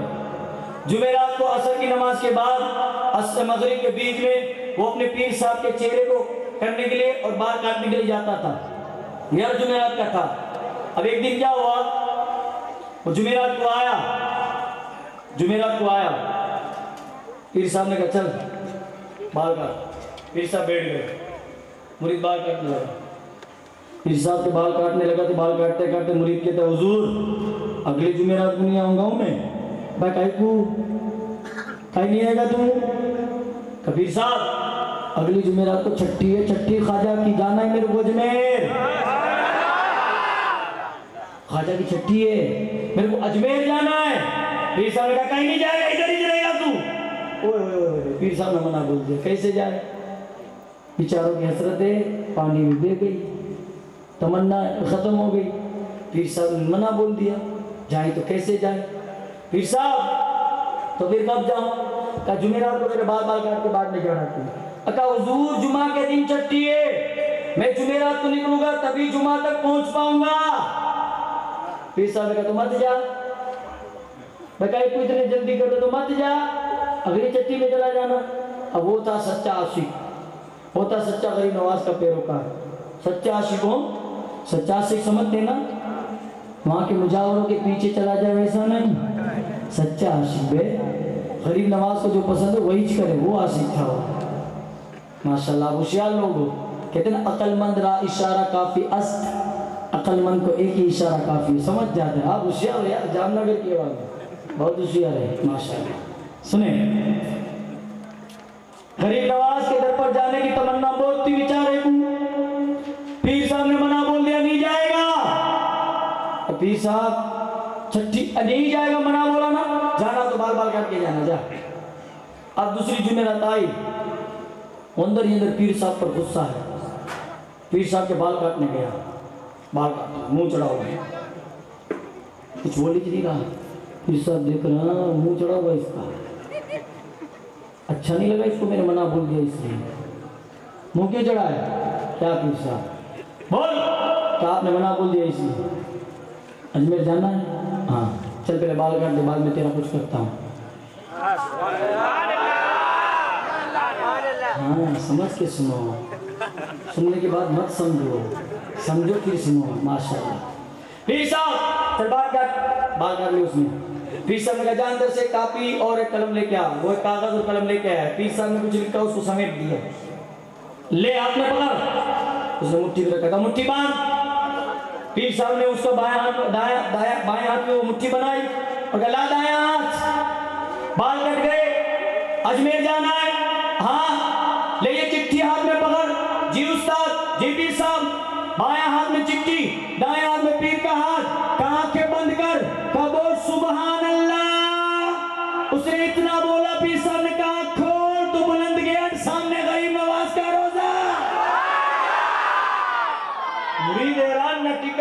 ٹرین نہ بس نہ کچھ، ڈائریکٹ غریب نواز کے یہاں. اور یہ من گڑت نہیں ہے، ہاں پہلے بول دوں، ایسے واقعے سن کے لوگوں کو لگتا ہے من گڑت ہے، حقیقت ہے. پہنچ گئے آدمی، واہ پیر صاحب نے پہنچا دیا، بھائی میرا پیر با کمال ہے. لے پیر کرامت دکھائے تو با کمال، باقی نہیں. پیر کرامت دکھائے تو ہی پیر سچا ہوں. پیر کی سب سے بڑی کرامت یہ ہوتی ہے کہ پیر شریعت کا پابند ہو. پیر کی سب سے بڑی کرامت یہ ہوتی ہے کہ پیر کے چہرے پر سنت مصطفیٰ ہو. پیر کی سب سے بڑی کرامت یہ ہوتی ہے کہ وہ مریدوں کو لوٹتا نہ ہو. پیر کی سب سے بڑی پہچان یہ ہوتی ہے کہ وہ نماز کا پابندی ہو. پیر کی سب سے بڑی پہچان ہوتی ہے اس کا چہرہ دیکھو تو رب کی یاد آ جائے، اس کو سچا پیر بولتے. ابھی ادھر ویراول کی طرف ایک پیر صاحب تھے، معلوم آپ کو، میں ہر جگہ سنا تو آپ بھی سنا. ادھر ایک پیر صاحب تھے ویراول کی طرف، ایسے بیٹھتے تھے اور مرید سبحان اللہ کیا پبلک، تم تو کچھ بھی نہیں، اتنی پبلک. پیر صاحب لوگوں سے ایک سمجھے ہوئے سلجھے ہوئے انسان نے پوچھا اس پیر کو اتنا مانتے کیوں، چہرے پر داڑھی نے کچھ نہیں، کیا؟ کہا پیر صاحب نماز کے ٹائم پہ مدینے نماز پڑھنے جاتے. ہاں مدینے کہاں؟ ہاں. تو سلجھا ہوا آدمی پہنچ گیا پیر صاحب کی خانقاہ پہ. پیر صاحب نے ایک لمبا چوڑا ہال بنا کے رکھا تھا، ایسے ہال، ایسا لمبا ہال تھا پیر صاحب کا، ایسے عوام بیٹھی ہوتی، اور جو زمین تھی نا اس سے تھوڑا اونچا پیر کے بیٹھنے کے لیے عالی شان گدی اور سب کچھ بنایا ہوا تھا. اپنی سادی زبان میں بولوں تو اوٹا، اس کے اوپر گدی، پیر صاحب اس کے اوپر. اب جب بھی نماز کا ٹائم ہوتا وہ پردہ باندھ دیتے، فوراً کھول دیتے، پیر صاحب غائب. نعرہ تکبیر، پیر صاحب کا نام، یہی ہوتا تھا، یہی چلتا تھا. اب وہ سلجھا ہی سے وہاں انسان پہنچ گیا. دیکھو تو صحیح کیا ہوتا ہے، دروازہ بند، پردہ دے دیا، فوراً کھولا، پیر غائب. وہ سلجھا ہوا انسان چڑھا اوپر، پیر صاحب کی گدی کو ہٹا کر دیکھا تو اندر گہرا صندوق تھا، اسے پیر صاحب سگریٹ پی رہے تھے. لو، یہ پیر صاحب مدینے گئے تھے، پیر صاحب مدینے گئے تھے. اور ہم حسینی اپنے آپ کو بتانے والے ایسے پیروں کے چکر میں ایمان کو کھو رہے ہیں، ایسے پیروں کے چکر میں اپنے دین کا جنازہ نکال رہے ہیں. ارے آج کا پیر یہ کہے کہ نماز مت پر کوئی ضرورت نہیں، تیرا پیر بیٹھا ہے. ارے پیروں کے پیر کا نام عبدالقادر جیلانی ہے. انہوں نے کہا بے نمازی نہ مجھے پسند تھا، میرے نانا امام حسین کو پسند، کسی کو پسند نہیں ہے بے. اور آج کا پیر بولے نماز نہیں پڑھنا، تیرا پیر بچا لے گا. ارے کربلا میں امام حسین نے آخری سجدے میں کر کے بتا دیا مجھے سب گوارا ہے، بے نمازی نہیں. اور تو بول رہا ہے کہ میں بچا لوں گا. اور ایسے پیر بھی ہے، ایسوں سے اللہ بچائے، اور ایسے پیر کو اللہ ہدایت دے. پھر مولوی صاحب نے پکڑا دیا، او وہ رہی تھی، ابھی وہ پاؤں پکڑ پکڑ کے مارنے. ہم ہی لوگ ہوتے محبت کر کر کر کے پہاڑ پہ چڑھاتے، پھر وہاں سے دھکا دے دیتے.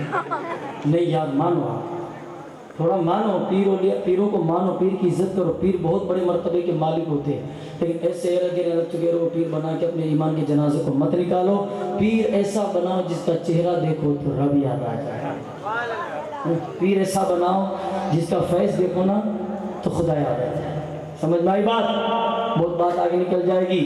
اب وہ جو نائی تھا نا، نائی غریب نواز کے بال کاٹ چکا. آپ نے کہا لے بائیں ہاتھ میں چٹھی رکھ، دائیں ہاتھ میرے ہاتھ میں رکھا، بول سبحان اللہ.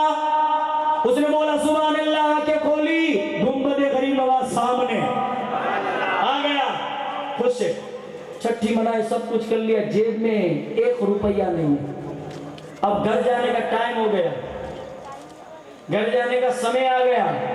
کیا پیر صاحب نے وہاں تو ہاتھ پکڑ کے پہنچا دیا تھا، اب کہاں سے جاؤں گا گھر واپس؟ ہے نا سوال. پیر صاحب نے تو چٹھی دے کر ہاتھ پکڑ کر دے دیا تھا، سبحان اللہ، تو میں پہنچ گیا.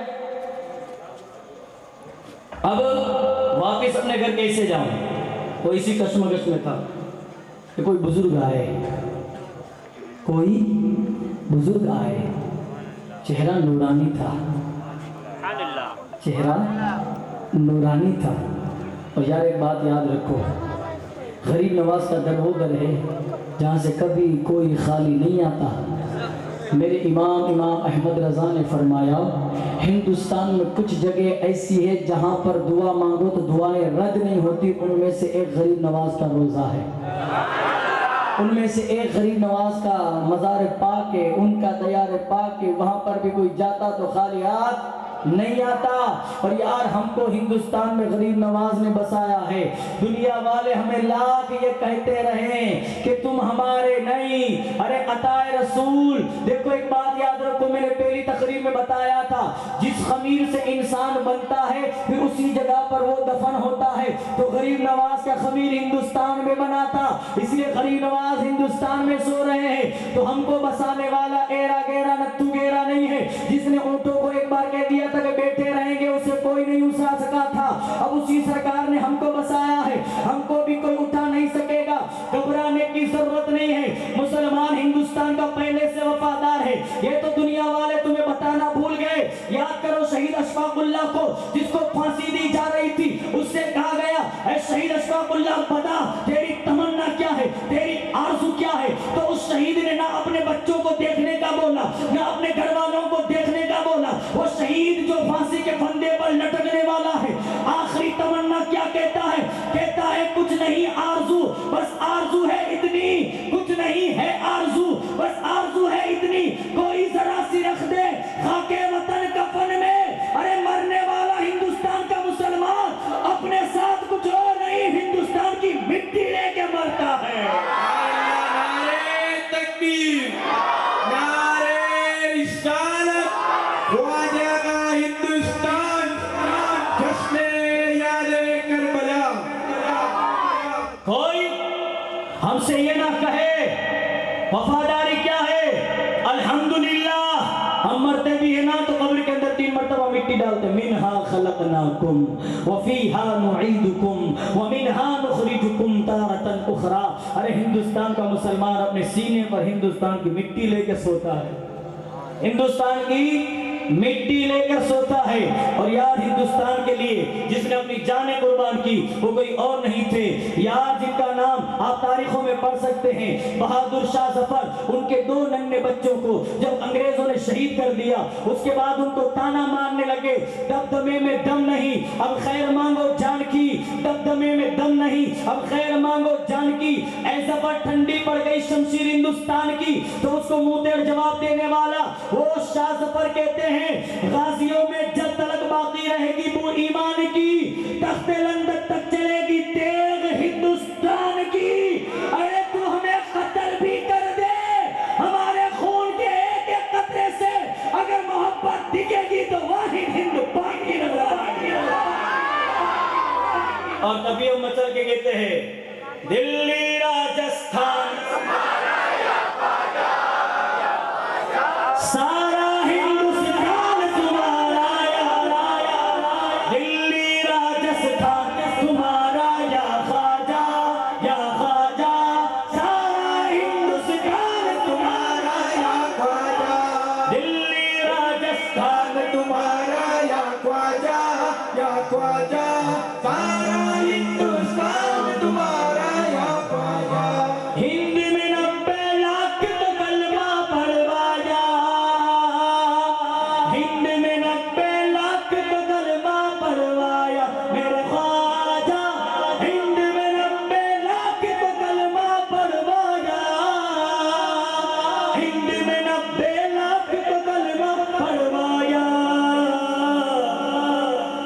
ہم پر یہ احسان تمہارا یا خواجہ یا خواجہ، سارا ہندوستان تمہارا یا خواجہ، دلی راجستھان تمہارا یا خواجہ یا خواجہ، سارا ہندوستان تمہارا یا خواجہ۔ یہ غریب نواز کی عطا ہے، غریب نواز کی عطا ہے۔ ہم ہند کے واسی، ہند کے وفادار ہیں، اور ہم اپنے وطن سے جان سے زیادہ محبت کرتے ہیں۔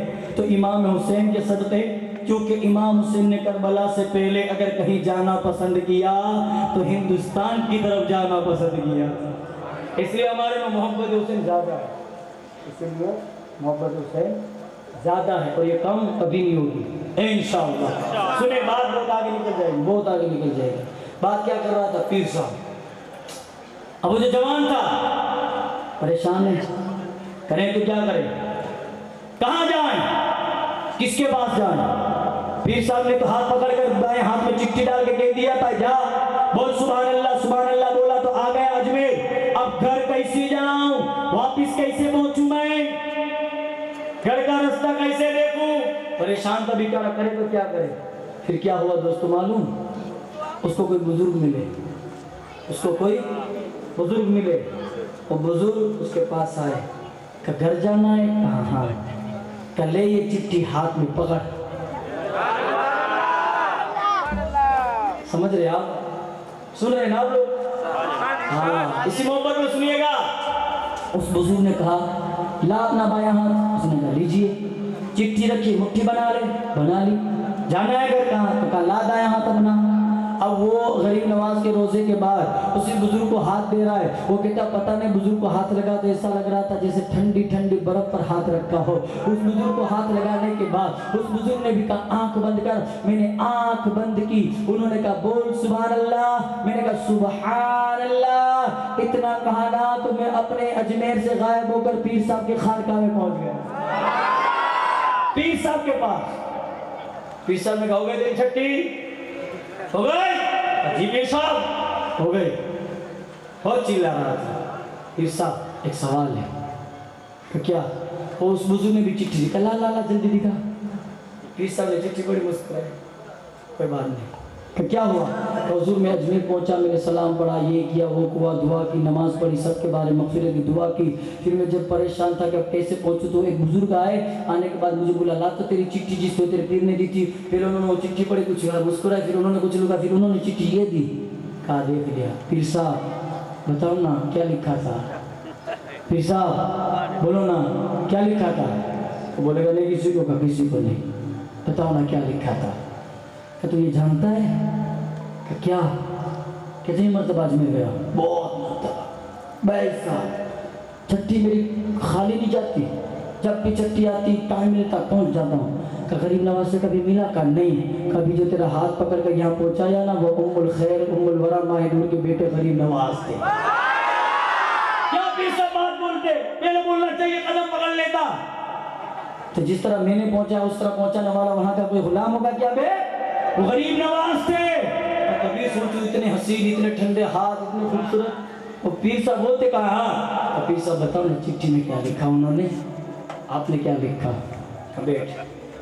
پیر صاحب بتاتے جب میں نے تجھے چٹھی دی نا تو میں نے لکھا اے عطا رسول غریب نواز، یہ میرے مریدوں کو اتنی طلب کیوں پیدا کرتے ہو؟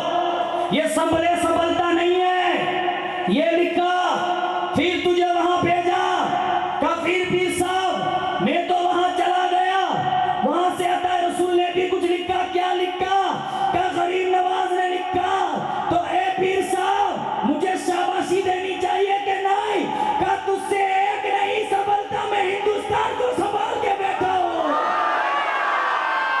یار یہ عطا رسول ہے کہ غریب نواز نے یہ جواب دیا، تیرے سے ایک نہیں سنبھلتا، میں ہندوستان کے تمام غلام کو سنبھال کے بیٹھا ہوں۔ یار یہ غریب نواز ہے، یہ عطا رسول ہے، ہم کو وہ کبھی اس موڑ پہ نہیں بھولتے۔ ایک آخری بات کر دو اس کے بعد صلاۃ والسلام۔ آخری بات سنیں گے آپ؟ واقعی جذبات آپ کا ہی جی، اللہ آپ کو شاد رکھے، آپ کو آباد رکھے، آپ کو سلامت رکھے، ہر موڑ پہ کامیاب رکھے، آپ کے گھر میں رزق دے اور صحیح معنی میں غریب نواز کا عاشق بنا۔ آپ غریب نواز کے دیکھ پہ گئے ہو نا آپ لوگ، وہاں پہ ایک دروازہ ہے، جنتی دروازہ ہے نا جنتی دروازہ، تو اس دروازے کے اوپر لکھا ہوا ہے رحمت، باب رحمت، یہ لکھا ہوا ہے، آپ پڑھنا۔ تو اس کو ہم اپنی سادی زبان میں کیا بولتے ہیں؟ جنتی دروازہ۔ غریب نواز میں جنتی دروازہ ہے نا، اور اس کو جنتی دروازہ ہونے کی برکت کیوں ملی پتہ ہے؟ وہاں سے رسول پاک مولا علی، امام حسن، امام حسن گزرے تھے۔ ہاں سمجھ رہے ماشاءاللہ۔ سنیں تو اسی دروازے کے اندر سے اعلیٰ حضرت کے شاگرد خاص شیر با اہل سنت، شیر با اہل سنت، وہ اجمیر گئے، سننا اجمیر گئے، شیر با اہل سنت جب اجمیر گئے تو اجمیر جانے کے بعد وہ جنتی دروازے میں سے ایسے داخل ہوئے، سامنے ایک دیوبندی کھڑا تھا، سامنے ایک نبیوں کا ولیوں کا گستاخ کھڑا تھا، وہ وہاں بھی کھڑے دے کر کہتا ہے شیر با اہل سنت کو، اے تم سنی لوگ پتہ نہیں کہاں سے حدیثیں لے کے چلے آتے ہو، اللہ نے جنت آسمان بنایا اور تم لوگ یہاں جنت کا دروازہ اٹھا کے لے آئے. وہ شیر بھائی اہل سنت سے کہہ رہا ہے تم لوگ سنی تو پتہ نہیں کب سدھرو گے, یہاں جنت کا دروازہ لے آئے. شیر بھائی اہل سنت اس کی بات سن رہے, اس کو پتہ نہیں تو کس کو پوچھ رہا ہے, اعلیٰ حضرت کے شیر کو بول رہا ہے. بے تو وہ جواب دے گا تو زمین کھینچ لے گا تیری. تو کس سے پوچھ رہا ہے؟ تو اس سے پوچھ رہا ہے کہ جس کے استاد نے لکھا تھا عرش حق ہے مسند رفعت رسول اللہ کی, دیکھنی ہے حشر میں عزت رسول اللہ کی. تجھ سے اور جنت سے کیا مطلب وہابی؟ ہم رسول اللہ کے جنت. تو اس سے پوچھ رہا ہے بے شیر بھائی سننے میں کیا بول رہا ہے بے؟ کہ چلو ایک بات بتاؤ, رسول پاک کی حدیث جو جنتی ہوگا اس میں سے کبھی بدبو نہیں آئے گی, جو جنت میں جائے گا اس کے اندر سے خوشبو آتی ہے. یہ حدیث صحیح ہے. شیر بھائی سنت نے کہا الحمدللہ صحیح ہے. کہ یہ غریب نواز کے روزے کے بعد یہ جنتی دروازہ ہے. ہاں کہ تم اس میں سے گزر کے آئے, ہاں تمہارے لیے غریب نواز کا روزہ جنت سے کم تو نہیں ہوگا. کرنا کہ اندر سے آئے, تم میں خوشبو جنت کی کیوں نہیں آتی؟ شیر بھائی سنت کو بولتا تم میں سے تو جنت کی خوشبو نہیں آتی, تم جنت ہی میں سے تو آئے. یہ جنتی دروازہ وہاں سے ایک سیٹ ہوئے, میں نے دیکھا تم اندر سے باہر آئے, تمہارے نزدیکی جنت سے کم نہیں ہے. اللہ کے ولی کا روزہ کہاں کہ جنت میں سے آئے, کہاں خوشبو نہیں آتی. شیر بھائی سنت بول ادھر آئے, ادھر قریبا. شیر بول رہا ہے, اعلیٰ حضرت کا اسٹوڈنٹ بولتا ہے, اعلیٰ حضرت کا خاص شاگرد کہہ رہا ہے ادھر آ. حدیث پڑھی؟ ہاں. پوری حدیث نہیں پڑھی. کیا کہ یہ تو پڑھا جو جنتی ہوگا اس کے اندر سے جنت کی خوشبو آئے گی. ارے پوری حدیث پڑھ لیتا. کہا کیا آگے لکھا ہے جہنمیوں کو جنت کی خوشبو نہیں آتی. یہ اعلیٰ حضرت کا شعر بولا ہے, جنتیوں کو ہی جنت کی خوشبو آتی ہے, جہنمیوں کو جنت کی بو. یار یہ اعلیٰ حضرت کے شعر. اور یہ غریب نواز کا روزہ ہے, یہ غریب نواز کا روزہ ہے. غریب نواز کی بارگاہ بہت اعلیٰ ہے. غریب نواز کی شان بہت عرفہ و اعلیٰ ہے. اور یار وہ کہتے ہیں نا کہ غریب نواز کا روزہ ایسا روزہ ہے کہ جہاں خود سید سالار مسعود غازی غریب نواز کے 150 سال پہلے آئے ہندوستان میں, 150 سال پہلے پھر غریب نواز آئے. 60 میں 70 سال عمر میں بڑے ہیں غوث پاک سے. کون یہ سید سالار مسعود غازی. ان کے نام کی برکت بہت باکمال ہے. آخری بات کر دوں, آخری بات یہ کہ سید سالار مسعود غازی فرماتے جب بھی چھٹی ہوتی غریب نواز کے نیاز میں روحانیت کا نمک میں خود ڈالتا ہوں. غریب نواز کی جب بھی نیاز ہوتی تو روحانیت کا نمک سالار مسعود غازی خود ڈالتے ہیں. اور یار اجمیر کی متعلق بریلی سے آواز آئی, خواجہ ہند وہ دربار ہے اعلیٰ تیرا, اجی کبھی محروم نہیں مانگنے والا تیرا. مزرعے چشت و بخارا و عراق و اجمیر, کون سی قسط پہ برسا نہیں چھالا تیرا. یہ غریب نواز کے عاشقوں, ہم کو بریلی سے اجمیر کا پتہ ملا ہے, ہم کبھی نہیں چھوڑیں گے نہ غریب نواز کو, نہ غوث پاک کو, نہ بریلی والوں کو, نہ کربلا والوں کو, نہ صحابہ کو. ہم سب کو لے کر چلیں گے, تبھی تو اللہ ہماری بخشش فرمائے گا. خدا کی بارگاہ میں دعا کریں مولا ہم سب کو غریب نواز کا سچا پکا عاشق بنا. وآخر دعوانا ان الحمدللہ رب العالمین.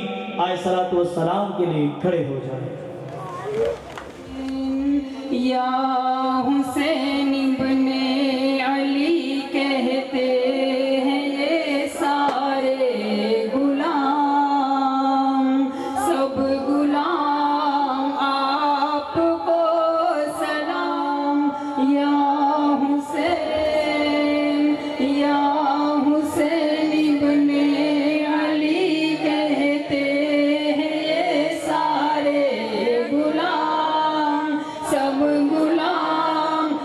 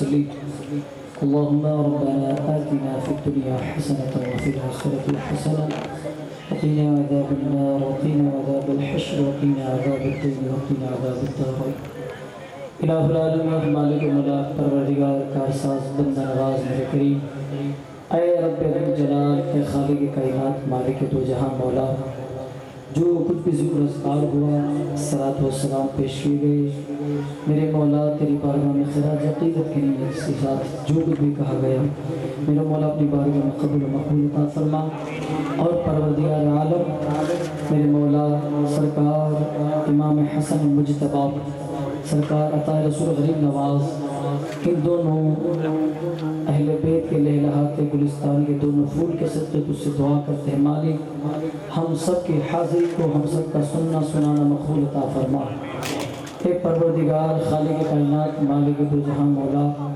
تو اپنے کرم سے اپنے فضل سے ہم سب کی حاضریوں کو قبولیت کا درجہ عطا فرما اور پروردگار سرکار عطا رسول کے صدقہ توسل سے اس محفل پاک میں جتنے بھی تیرے بندے تیری بندیاں آئیں سب کی حاضر و دعا قبول فرما اور میرے مولا اللہم صلی علی سیدنا و نبینا و مولانا محمد وعلی آلہ وصحبہ وبارک وسلم جب دم واپسی ہو یا اللہ لب پہ ہو لا الہ الا اللہ محمد رسول اللہ صلی اللہ علیہ وسلم